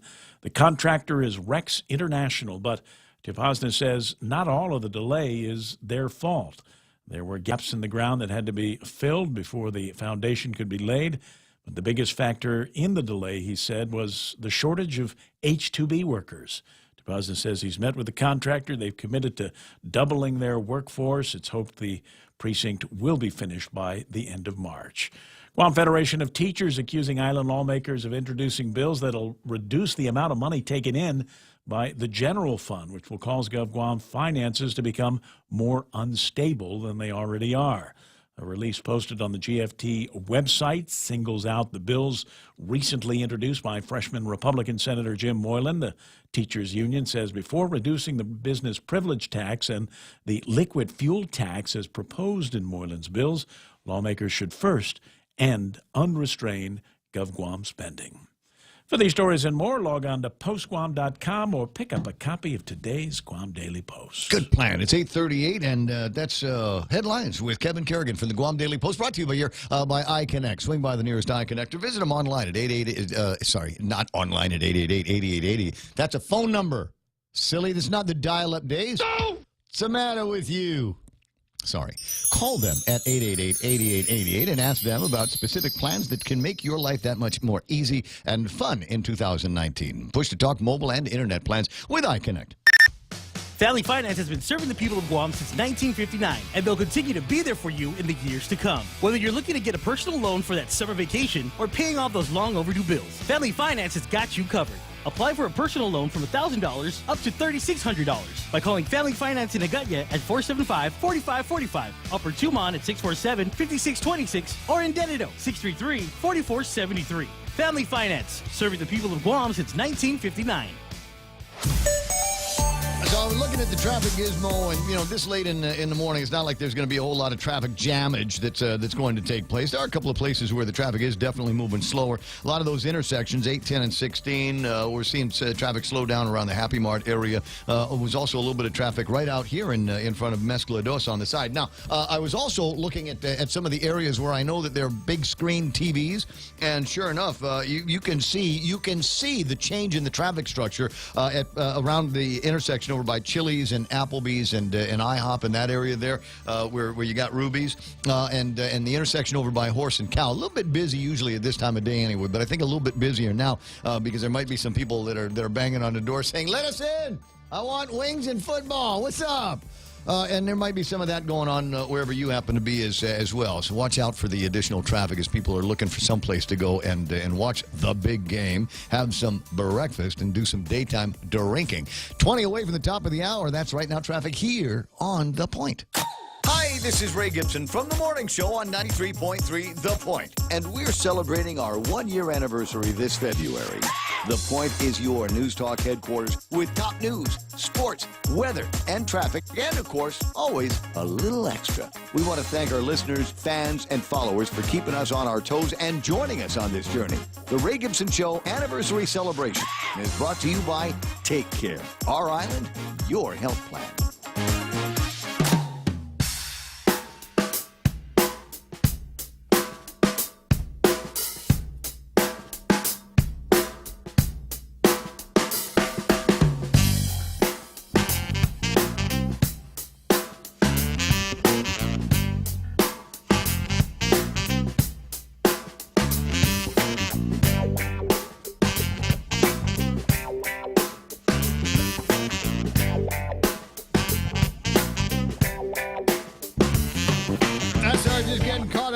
On some of the fun stuff that's happening in the social media. I was given a piece of advice by somebody just a few minutes ago, and it has to do with a certain image that I have now loaded to my personal Facebook page, and I've shown this image a couple of times already on the screen, and because it's funny. That's why. It's Mike St. Nicholas in swaddling, being held by his faux mother, Madeline Zebradallo, and faux father. Former congressman, former president of the University of Guam, almost governor twice, Uncle Robert Underwood. I think it's a funny picture. But I don't know how well you can see, or maybe the one that you've got, but this is a Getty image. And so I was told to take it off the page before the Getty lawyers find out that my page is hosting that picture. But otherwise, I'm going to get in some kind of trouble with them. And so I don't know. I got a meeting with the lawyer today later anyway, so maybe I'll just say, can you add this to the list of things I need you to defend me from? You can't see it. I don't think you can see it on... I'm just wondering how is that a Getty image since it's actually a photoshopped picture. It's not, I could make that argument, but I don't know if I could make it good enough to stay out of trouble. To me, somebody just they photoshopped the Getty images on there. I don't think that actually is a Getty image. No, so it started as a Getty image. Yeah. Okay, and then they cropped in the Madeline and Mike and Uncle Robert. That's what happened. Mm-hmm. So is it still a Getty image, even though we've done this, abortion of an art job on it? Yeah, right? And I would say no. You would say now. Did you go to law school? I did. What kind of grades did you get? Good ones. I got good grades in a law school. How's it you happen to be a I'm producer? on a roll. I'm not going to stop lying, bro. Just keep on. Just the nose is growing. It's like Trump. Anyway, so that's the image, and I don't know. I'm riffing on that. Earlier today, I was starting a conversation about Mike St. Nicholas and how he's polarized the community. And I don't even think he tried. I think it's just being Mike.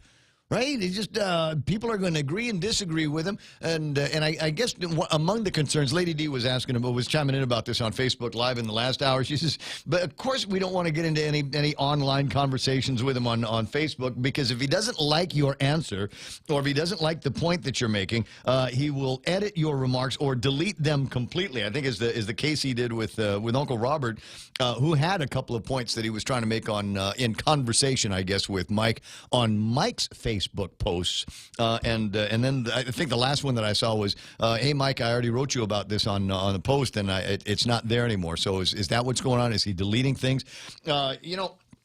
Sometimes that happens. Sometimes you gotta thicken it. You put something on Facebook, depending on who you are, you better have a thick-faced black heart. Because there will always be somebody that doesn't like what you. There's a guy, as an example, who doesn't like my beard. So just about every morning I come in and he's got some kind of snarky remark about what he searched for, which eventually led him to the YouTube page where we keep all of the videos for the show. And I just think it's the funniest thing in the world. I mean, but there are other people that would look at that and say, "Dude, can't you tell he's dissing on you?" And I'm like, "Yeah, I don't care. It's all right. You know, everybody's got an opinion. You don't like my opinion? Tell me yours. Convince me I'm wrong. I don't care." If for no other reason, it makes for fun radio. And as anybody that knows me knows, it's all about me having fun for 4 hours a day. Darren William Gutierrez is online and goofing off with the Facebook Lives. There's Katie Baltazar online as well. Big Sister Shelley says, "Rams all day. Pat's got plenty rings already. Give some. Save some for the Rams." We were talking about where to get a good bowl of pho. Bob Kelly, who he's one of my partners, right? And one of my technical guys, one of my technical and regulatory go-to guys. But he's also one of my food go-to guys. And if he says Trong's restaurant has the best pho, then I'm going to believe that he's got that.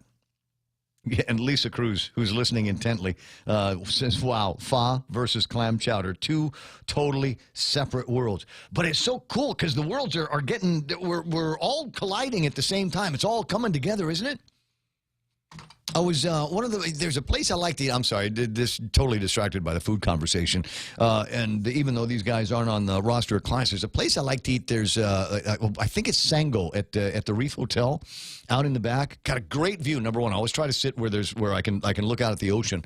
And so they've got a great view, and they make American food prepared the Japanese way. Right, and there's plenty of the Hamburg steaks, all of those kinds of things. And if prices are right, I like going there. You can have 2-hour lunch meetings, and nobody cares. And you can order beer in the middle of the afternoon. Nobody cares about that either. Anyway, 8:47. Just the way everything seems to be coming together, and all of the different flavors. And that's one of the greatest things about living on Guam. If you just got here and you're going, "Ray, tell me what the greatest thing about living on Guam is." The greatest thing about living on Guam is that while we are, crossroads of the Pacific where America and Asia meet, all of that, we are a strategic gathering spot for every different kind of flavor in the region.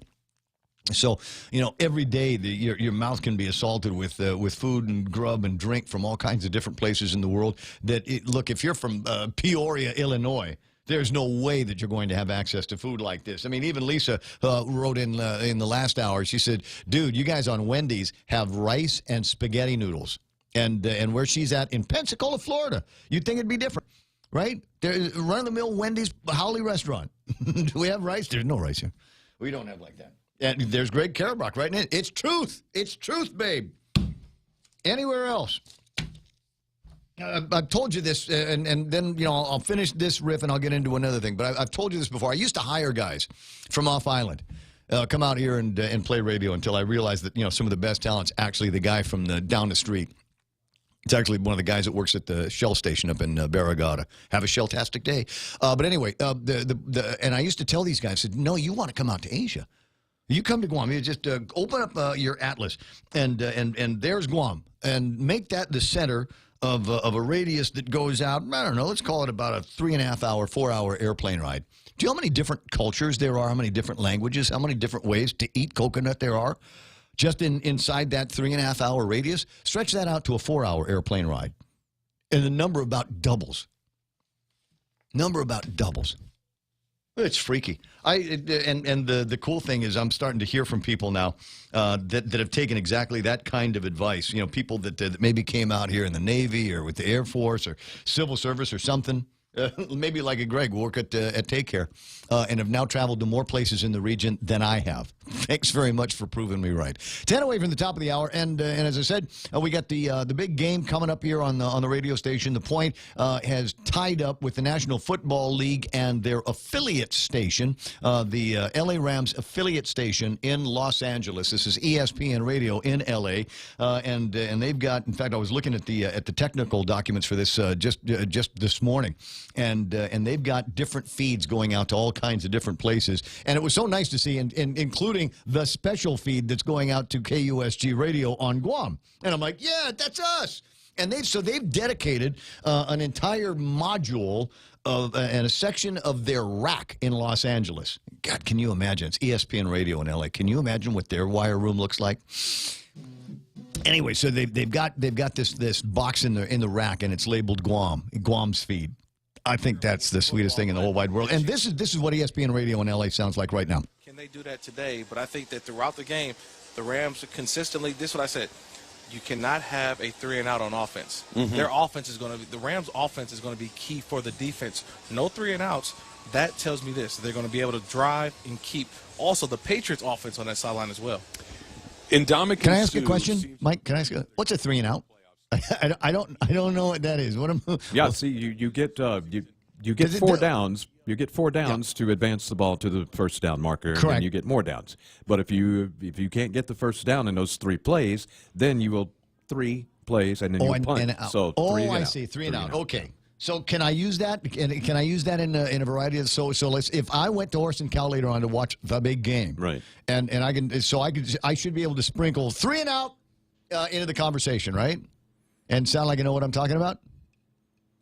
Go ahead and do that. Yeah. Come on, you got to help me out with the jargon, bro. Yeah, hook me up. Yeah, I mean, and it's really. What does an I formation look like? So when I see it, I can say, hey, there's the I formation. The I formation, yeah, that's when you've got the quarterback, the fullback, and the halfback all lined up behind one another. Okay, so they're right behind the center. And look like a letter I. Yeah, and then you got the line there, and those guys, and maybe a couple of receivers. But they're still so you've got the I, but you've still got the long vertical on the side, right? Mm-hmm. Is there a name for that? No, it's just the line. Just the line. Yeah. Okay, so it's an I on the line. It's just I formation. Of course, then they'll go in motion. They'll change to something else, and then they won't even have a name for that one. That'll be something else, I just, Of course, there's slot I. I should have paid attention. I should have paid more attention. There's women that are screaming at the radio. You're an idiot.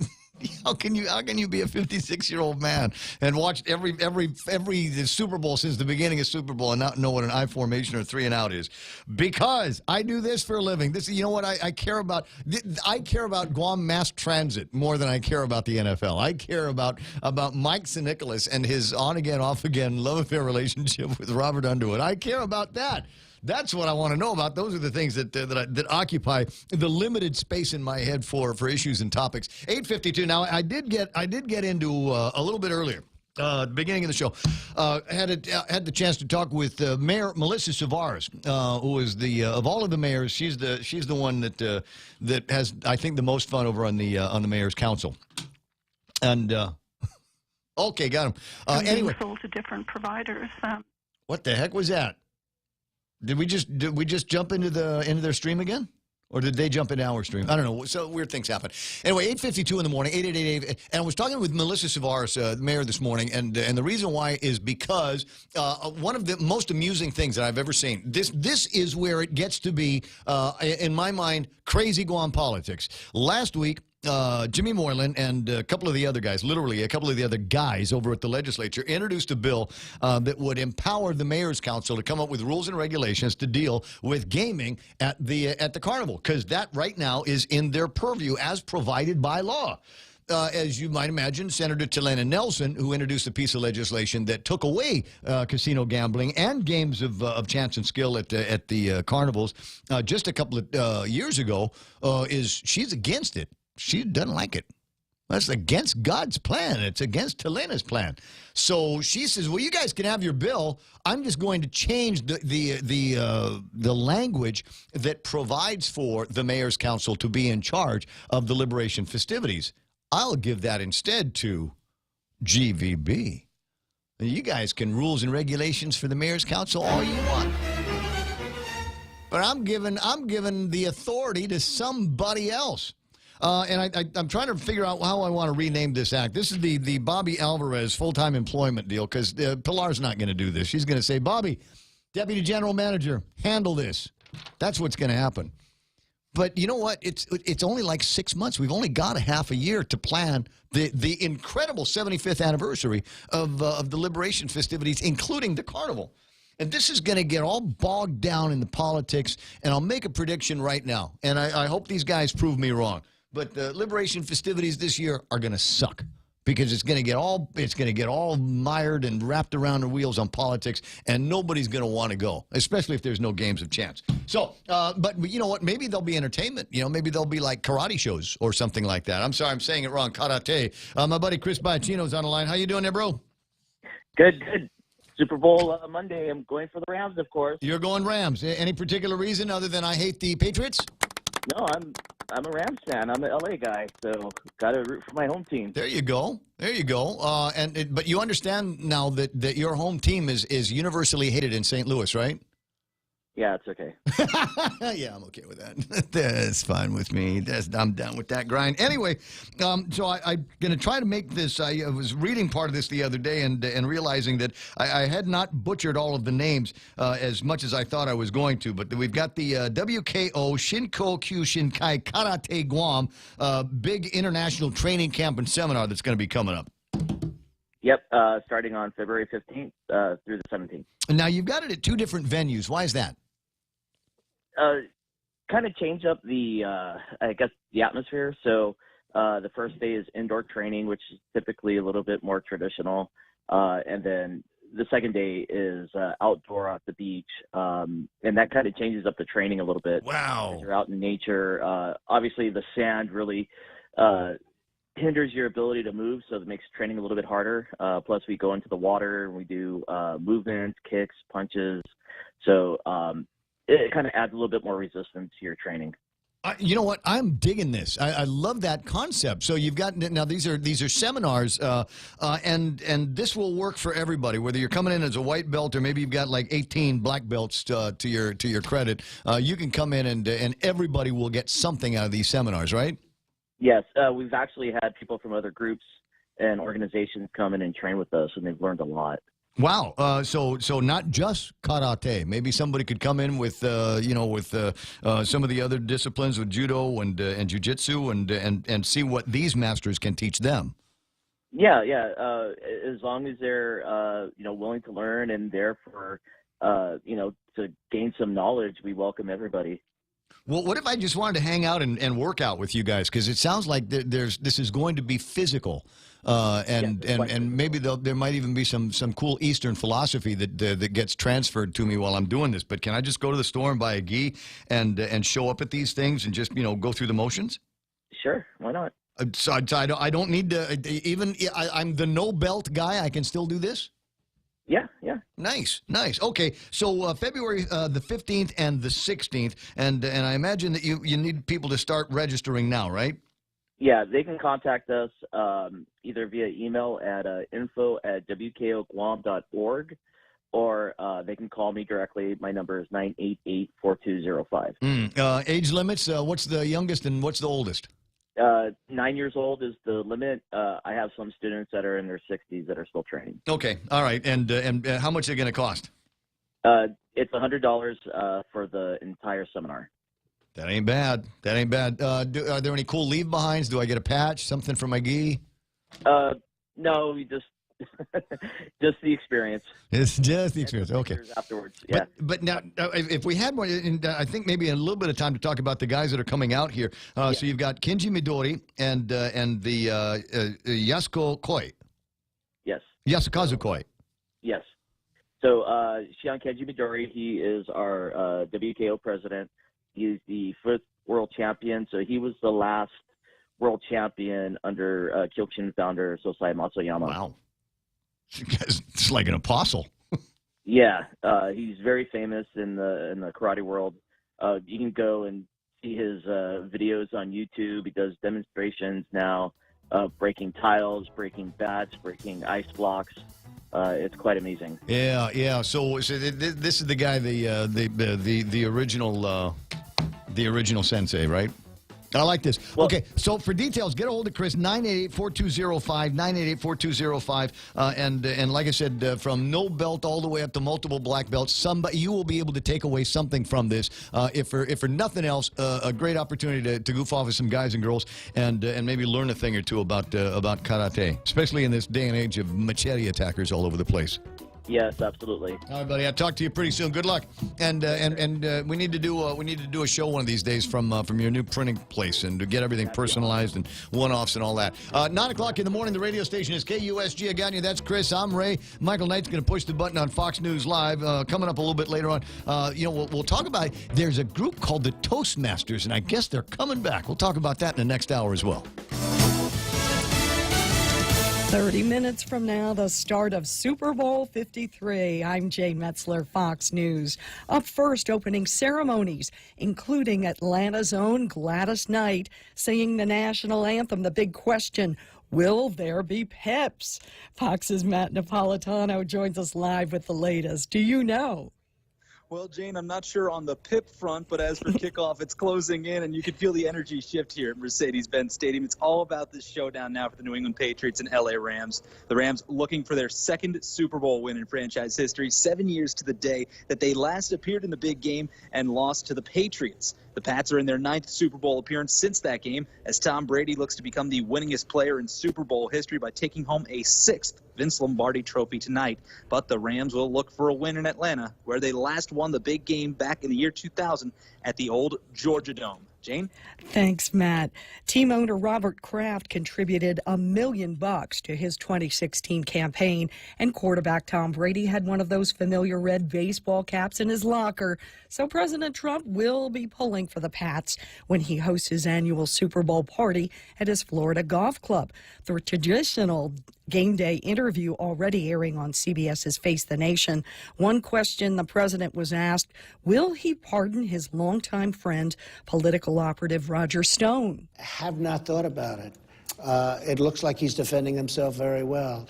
But you have to get rid of the Russia witch hunt, because it is indeed. Stone charged with witness tampering and lying to Congress. The president also says Virginia's Governor Ralph Northam should resign over a yearbook photo that features a man in blackface and another dressed as a member of the Klan.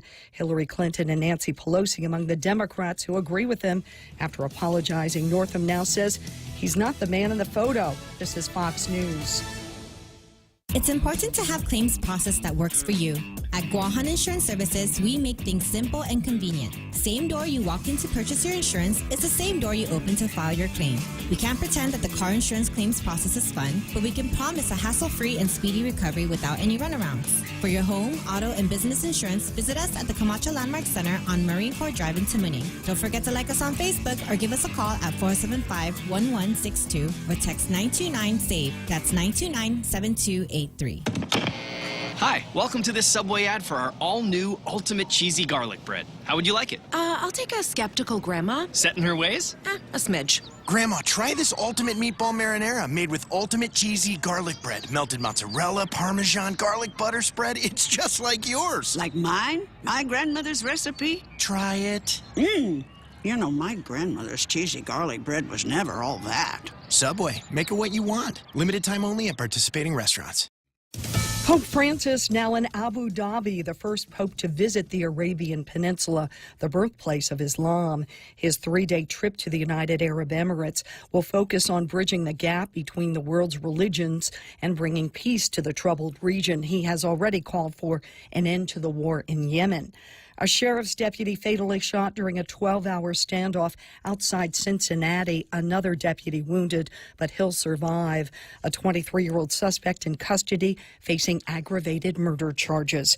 A Wisconsin couple and their teenage son facing criminal charges in the death of a little boy punished for not remembering some Bible verses. Police say Timothy and Tina House Schultz and their 15-year-old son made 7-year-old Ethan hold a 44-pound log for 2 hours every day for a week. They believe the teen hit and kicked Ethan repeatedly, rolled the log over his chest, and stood on him, then buried him in the snow. Ethan died in April 2018 of hypothermia and blunt force trauma. The teen told police he had been put in charge of supervising Ethan and his twin, who were being punished for not knowing 13 Bible verses. It's not known how the House-Schultz couple is related to Ethan, but they are listed as his court-appointed guardians. Pat O'Neill, Fox News. A fourth dolphin death at an aquatic facility in Phoenix. There needs to be a stop to this. Dolphins do not belong in the desert. After news broke that a 22-year-old dolphin, also known as Kai, died at Dolphinaris this week,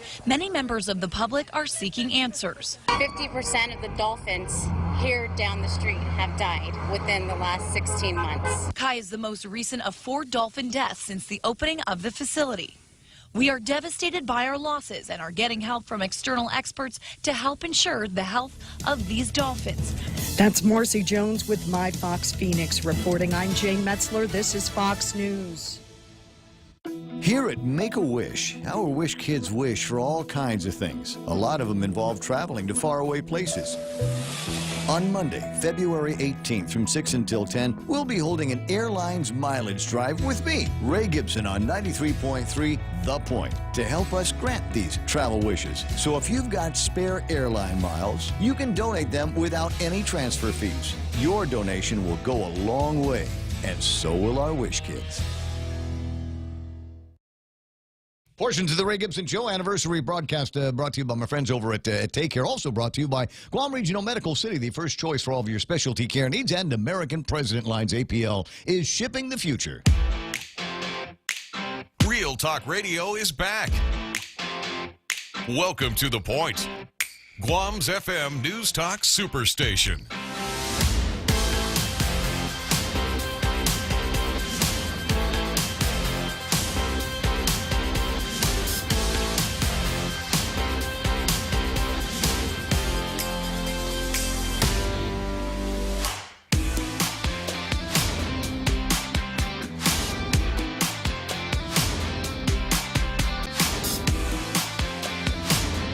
It's the football game in 24 minutes. At 9:30 in the morning, we are going to break away from local programming and make our way into ESPN Radio in Los Angeles. They are the flagship radio station of the LA Rams, and via special arrangement with the National Football League, with their cooperation and assistance, we have been fortunate here at the radio station to be able to link up with different radio stations and repeat their coverage here on Guam for everybody that lives here. Now, it could have done the Patriots, but frankly, it was the guys over at ESPN and the Rams that responded to the email faster than the Patriots guys. So they're the ones that I started working with. You know, the deal is you always go with the guy that asks for the job, right? And even though I don't pay them for any of this, it is kind of neat to be able to hook up with guys. And who knows, maybe the next time I head to Los Angeles, I might get treated to a special tour. I did a couple of years ago. We did the game with the radio station. I can't remember the name of it now, in North Carolina. They're the flagship for the Carolina Panthers. Well, last year in December, when I went to visit my dad, I went to go visit the engineers that I worked with, and they were just absolutely fantastic people. I thought I was going to get like 10 minutes to get in and say hello, and here's your I Love Guam shirt, but it turned out the guy says, "Hey, you want to go to the transmitter site?" Do I want to go to the transmitter site, a 60,000 watt clear channel signal and an original 3-letter call sign in North Carolina? Yeah, I want to see the antiques. And it was one of the things I got to tell you. One of my favorite things, and the station's been around for a long time. And they have been around long enough to have been able to take advantage of federal grants to become the civil defense station. So they had this transmitter site, and most of the guts of it were on the second floor. But on the first floor, they had an entire it was vintage stuff here, but it was a broadcast setup that was originally bought and paid for with civil defense money. So we've got multiple layers of concrete and fortifications around this room, and it was preserved exactly the way it was the day that the civil defense handed the keys over. So covered with dust, old transcription players and consoles and things like that. Just fun to look at this kind of technology. I said, "Can I take pictures?" And the guy says, "No." But he also took us inside. They have a new system now that Homeland Security and Civil Defense has for certain locations around the country, and they've got one of these things. And the building, it's not so much the technology inside the building; it's the building itself, and it was designed to be EMP proof. Not resistant, but proof. So if something were to happen, all of the electronics on the inside of this Faraday would have been preserved, and you'd be able to broadcast from it, through it. 9 after 9. Sorry, just thoughts in my head. I got to get them out here. And my buddy Vincent Borja is on the line. Okay, and now Vince is with an outfit that wants to bring back the Toastmasters, I guess, is what's going. Good morning, Vince. Hey, good morning, Ray. How are you doing? You know what? I'm doing all right. Super Bowl Monday. Who you for? I'm gonna have to go with the Patriots only because the Rams beat the Cowboys. That's how it is. I don't like anybody that beats the Cowboys is on my enemies list. I hate them. I will pray against them. No, but yeah, I mean, it doesn't matter for me today. I usually root against the Patriots. Yeah. But today I'm for the Patriots because I want the Rams to lose, because I want their fans to feel how I felt the day the Cowboys lost to the Rams. Oh, I know that. I know that's a significant kind of pain for you there. Hey, so you guys now Toastmasters was a thing when I was I don't know, maybe up until I was 30 or 40 or something like that, and then I didn't hear anything from them anymore. Is there a resurgence now in Toastmasters Guam? Yeah, so interestingly, Dr. Carrie Perez, the one who recently just passed away. Yes. Business, God bless her. Heartbreaking. Yeah, so I moved back actually last summer. I was in Toastmasters in the company I worked for in Oklahoma City. But when I came back, I'm into entrepreneur stuff. So I was like, we should start a Toastmasters. It's a good networking opportunity. Mm-hmm. I started talking to people at the School of Business. I teach there part-time. And one of the professors today, Dr. Perez, knows another person who's trying to start a Toastmasters locally. So she connected me with her, Natalia Fakula, who is the president. And so here we are, 3-4 weeks later, we have a full staff of officers. And so now we put together a plan, and we have an interest meeting scheduled for tomorrow at the Bank of Guam headquarters at 6:30 p.m. for anybody that's interested. But yes, we're trying to, we're trying to bring it back. We know that it existed probably. Yeah. Wait, you said Natalia's in it? Yes, Natalia. Oh, that's all you need to do is just say Natalia's going to be in the club, and then everybody will sign up. Yeah, so I was hoping to get her on the call right now, but she's probably working right now. So it's for her, her biggest fear is public speaking, like I think almost anybody else. Get out of here! Wait a second. I've seen her countless performances, and she's up there with the guitar, and she's singing and playing songs. That's her comfort zone, but she can, have her speak in front of a room and she'll be okay. But of course, she's dying inside. I do it a lot too, but I'm dying inside as well. So we're hoping to, inspire others to come join the group. Hopefully, it brings, or not hopefully, but we know it'll bring value. For those who don't know what Toastmasters is, it's a nonprofit educational organization that teaches public speaking and leadership skills. So we're hoping that this brings a lot more, this brings a lot of value to our community and our island. And we're hoping to expand and grow the group on Guam so that it becomes a more robust. Well, what we've got is the military buildup is here. We've got a blossoming young professionals community, and there's all kinds of people that are in new positions in this new administration in the government of Guam, and arguably somebody's going to have to hold a microphone and carry on a conversation with people for a couple of minutes, if for no other reason, just to be able to explain my points, right? So this will give you, if for anything, and I'll let you in on a secret. So I've been doing this man and boy about 40 years.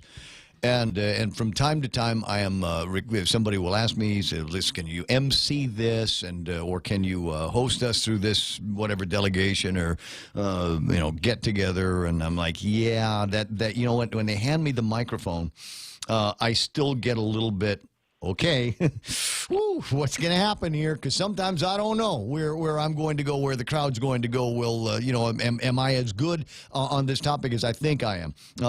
But usually once I hit the on button and I'm actually standing in front of the audience, those jitters kind of go away. But even after all of these years, I still get a jitter or two, a little bit of butterflies in my stomach just before I go live. So if it happens to me and I get through it, trust me, you'll be able to get through it as well. So anybody that's got a great opportunity to get some practice in and to meet some people and hang out with Natalia. Yeah, of course. So 6:30 tomorrow night at Bank of Guam headquarters. Yes, on the 9th floor, the executive dining hall, I think is what they call it. So yeah, we'll be there 6:30. Hope everybody can come. But yeah. So here's Will Castro. Senator Will Castro is on the line. Awesome. Sign me up. I'll be listening for contact info. He says, years ago, maybe 10, when I was working for Speaker Wadpat, there were a few sailors who were looking for training by Toastmasters. Had no clue where to send them. Great program. Can't wait. Tomorrow night, Will, and find Vincent V. Borja. Or send an email to toastmastersguam@gmail.com, and somebody will get back to you. Yes, thank you. No problem. Can we give you've got a cell number here. Can I give that on the air? Sure. 685-1781. 685-1781. If you're interested in the new and improved Toastmasters on Guam. And again, I want to make sure I could get you in today. But if you're not doing anything tomorrow, maybe I don't know, 6 o'clock, 7 o'clock, maybe 7:30. Give me another ring back here at the radio station, and I'll be happy to put you back on the air for one last shot to get people aware about the meeting tomorrow night. Yes, we will. I appreciate it, Ray. Thank you. Oh, not a problem. Look, I recognize the value of Toastmasters, and will be happy to help support you guys as you kind of rebuild. Get the feeling like there's already a lot of interest in it. It's just a question of getting everybody in the same room, right? Yeah, so we've had some good feedback on social media, on most platforms. So we're excited. We're expecting a big turnout. We're hoping that we could just start more than one chapter. The more the merrier. And so, yeah, we're excited. We've had a lot of feedback, and we look forward to tomorrow. Okay, well, put together an event on Facebook, and then I'll share it to everybody that follows me, and so it'll be on at least another 5,000 or so pages. All right, appreciate it, Ray. Thank you. Not a problem. I'll talk to you soon, Vince. Good luck. All right. Good luck. 888-825-5888-TALK. Toastmasters. How about that? That's kind of a big deal, and has been in the past. And, you don't need to drop too many names to get people's attentions. And we're brokenhearted, everybody in my family, when we found out that Carrie Paris had indeed passed, and we're starting to see all of the notices in the newspapers. So make sure that you make time to pay your respects to her and the family. Venue is going to be 9th floor of the Bank of Guam. Just roll up in there about 6:30. So usually, there's a ton of stuff that happens. So just swing by there at the bank, and somebody will hook you up. All right. Anything else that we need to know? Okay, that's it. That's it. That will clear out that topic. 14 minutes away from our official start of the Super Bowl festivities. ESPN Radio in Los Angeles, the flagship radio station for the LA Rams. We're taking our coverage from there, and I suppose maybe just a nod towards the fact that it might not be unbiased. There, it is possible that the people that will be hosting the show in Los Angeles may be pulling for the home team. And you might hear that in some of the back and forth. You may hear some of the disappointment. If Tom Brady does something right, there's a very good chance that there might be an expletive. Hopefully they'll be able to beep that stuff out in time before it hits the Guam broadcast. The only other, and it's funny, it's a concern that they actually had was, will there be venues? Is it possible that there might be venues where they're playing the audio from ESPN but watching the video from somewhere else? And that's done in places, because oftentimes you get some good radio announcers, right? You get some guys that really, really know how to do play-by-play for the radio. That becomes, depending on who it is and where they're from and who they're repping, that may be superior to some of the things that you see and hear in the network coverage in the mainland. Now, the only other thing, and it's in my notes to talk about, and I didn't know whether I was going to have a chance to do it today or tomorrow. But what's going to happen here is, for those of you that just came to Guam and you're going, yeah, football, don't really care too much for the Patriots, don't really care for the Rams, but I am looking forward to watching some of those funny Super Bowl commercials. All of the advertisers, they all try to put together the best marketing people and the best message, and they're going to have some really, really crazy commercials that play in the Super Bowl. Unless they're Budweiser commercials, you ain't going to see them. And you're going, what? Huh? Why is that? How can that be? Oh, this Legion legendary thing. It goes back a bajillion years. Guam is in the States, but not really. So there are certain agreements that the network makes for coverage and placement of their ads that don't apply on Guam.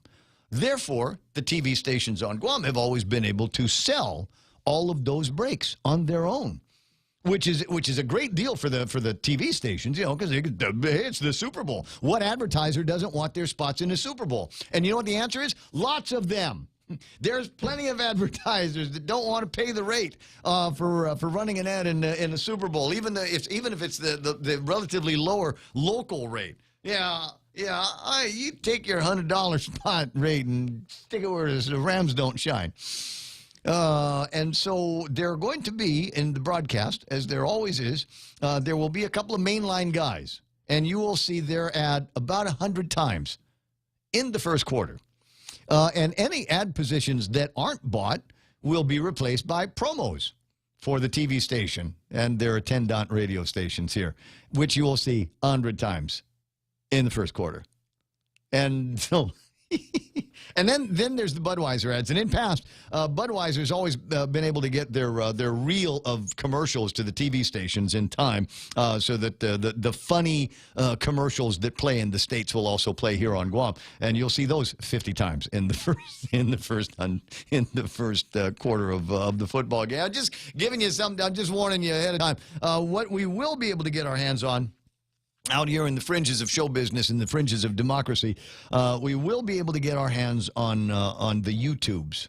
And that is traditionally now how people watch the funny commercials in the Super Bowl, because you ain't going to see it on the coverage here, but you will be able to go to YouTube, and by now I'm sure that some of these companies have already uploaded theirs. Now, what is it going to be? Who's going to be the creative master here? Is there going to be a car company? Is it going to be a cell phone company in the States? Which one is going to gather the most happy criticism, right? All the marketing geniuses in the country are going to go, wow, I wish I'd have thought of that. Or is it possible, given the state of finger pointing in this country, is it possible that the most talked about commercial that will air in the Super Bowl is going to be one of these preachy commercials, right? Like there's a downtrodden group out there somewhere that we're just not paying enough attention to, and we're going to take 30 seconds of Super Bowl time and make you feel guilty because you didn't even know they existed, right? It's going to be like that. So which is it going to be? The boys, the last group of boys that are actually in the Boy Scouts? Is it going to be them? Are we going to be lamenting that change? We're not doing enough for the LGBT community or something like that. So what is it going to be? Is it going to be another version of the Gillette commercials? Huh? Is there going to be that ad with the music that starts off like this?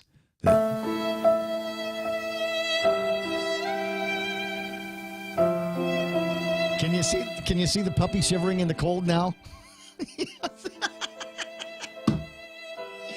That's what it is. There's going to be something that's going to be talked about. People just can't resist the idea of finding a way to be a party. You know what the party pooper is? Can I give you the party pooper award today? The party pooper award goes to. Let me see if I can get to this real quick. It's the guys over at. And they're probably going to give me a hard time about this because we're like partners, right? It's the guys over in the editorial department at the Daily Post. Uh-oh. Did you see it? Yeah, I did. It's legalizing recreational marijuana, a threat to Guam's family-friendly vacation brand. Man, we were just getting used to the idea. What a bunch of party poopers.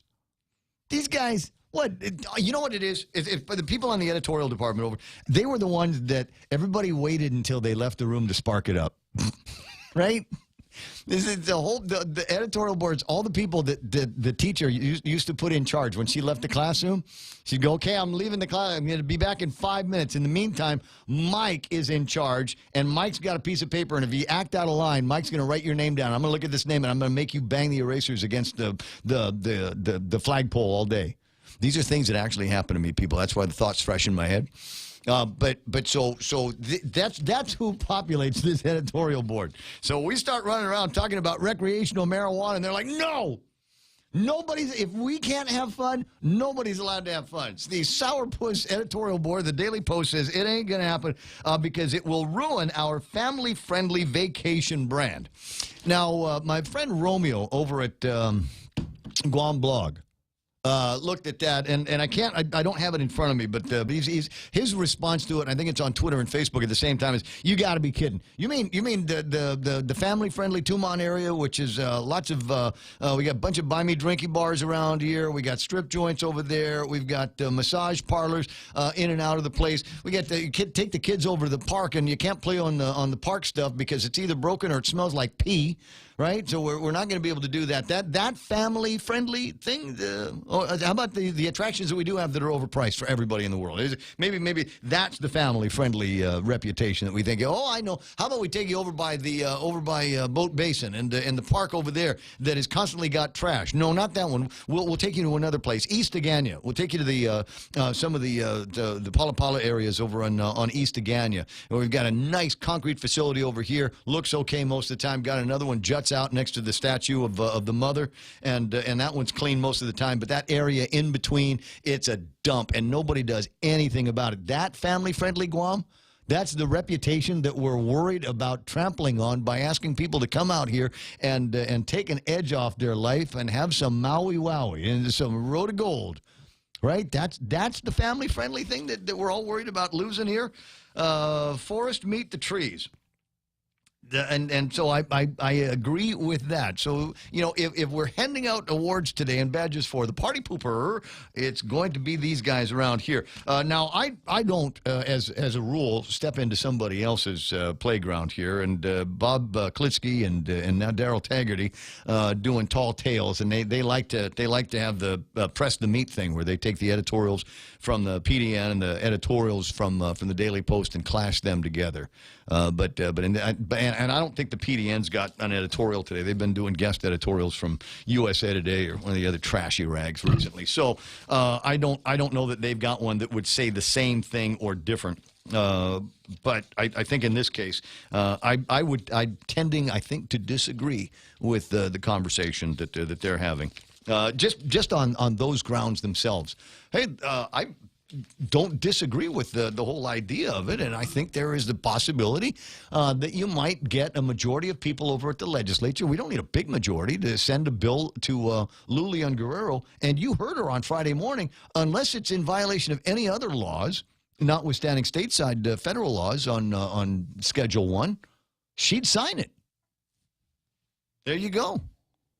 There you go. And about a year and a half later, this is me managing expectations, about a year and a half later, we would have all of the rules and regulations promulgated so that you'd be able to grow some of your own. You might be able to, if you don't want to grow it yourself, maybe you don't have a green thumb, huh? Maybe you want to try out some of the other brands, other flavors, other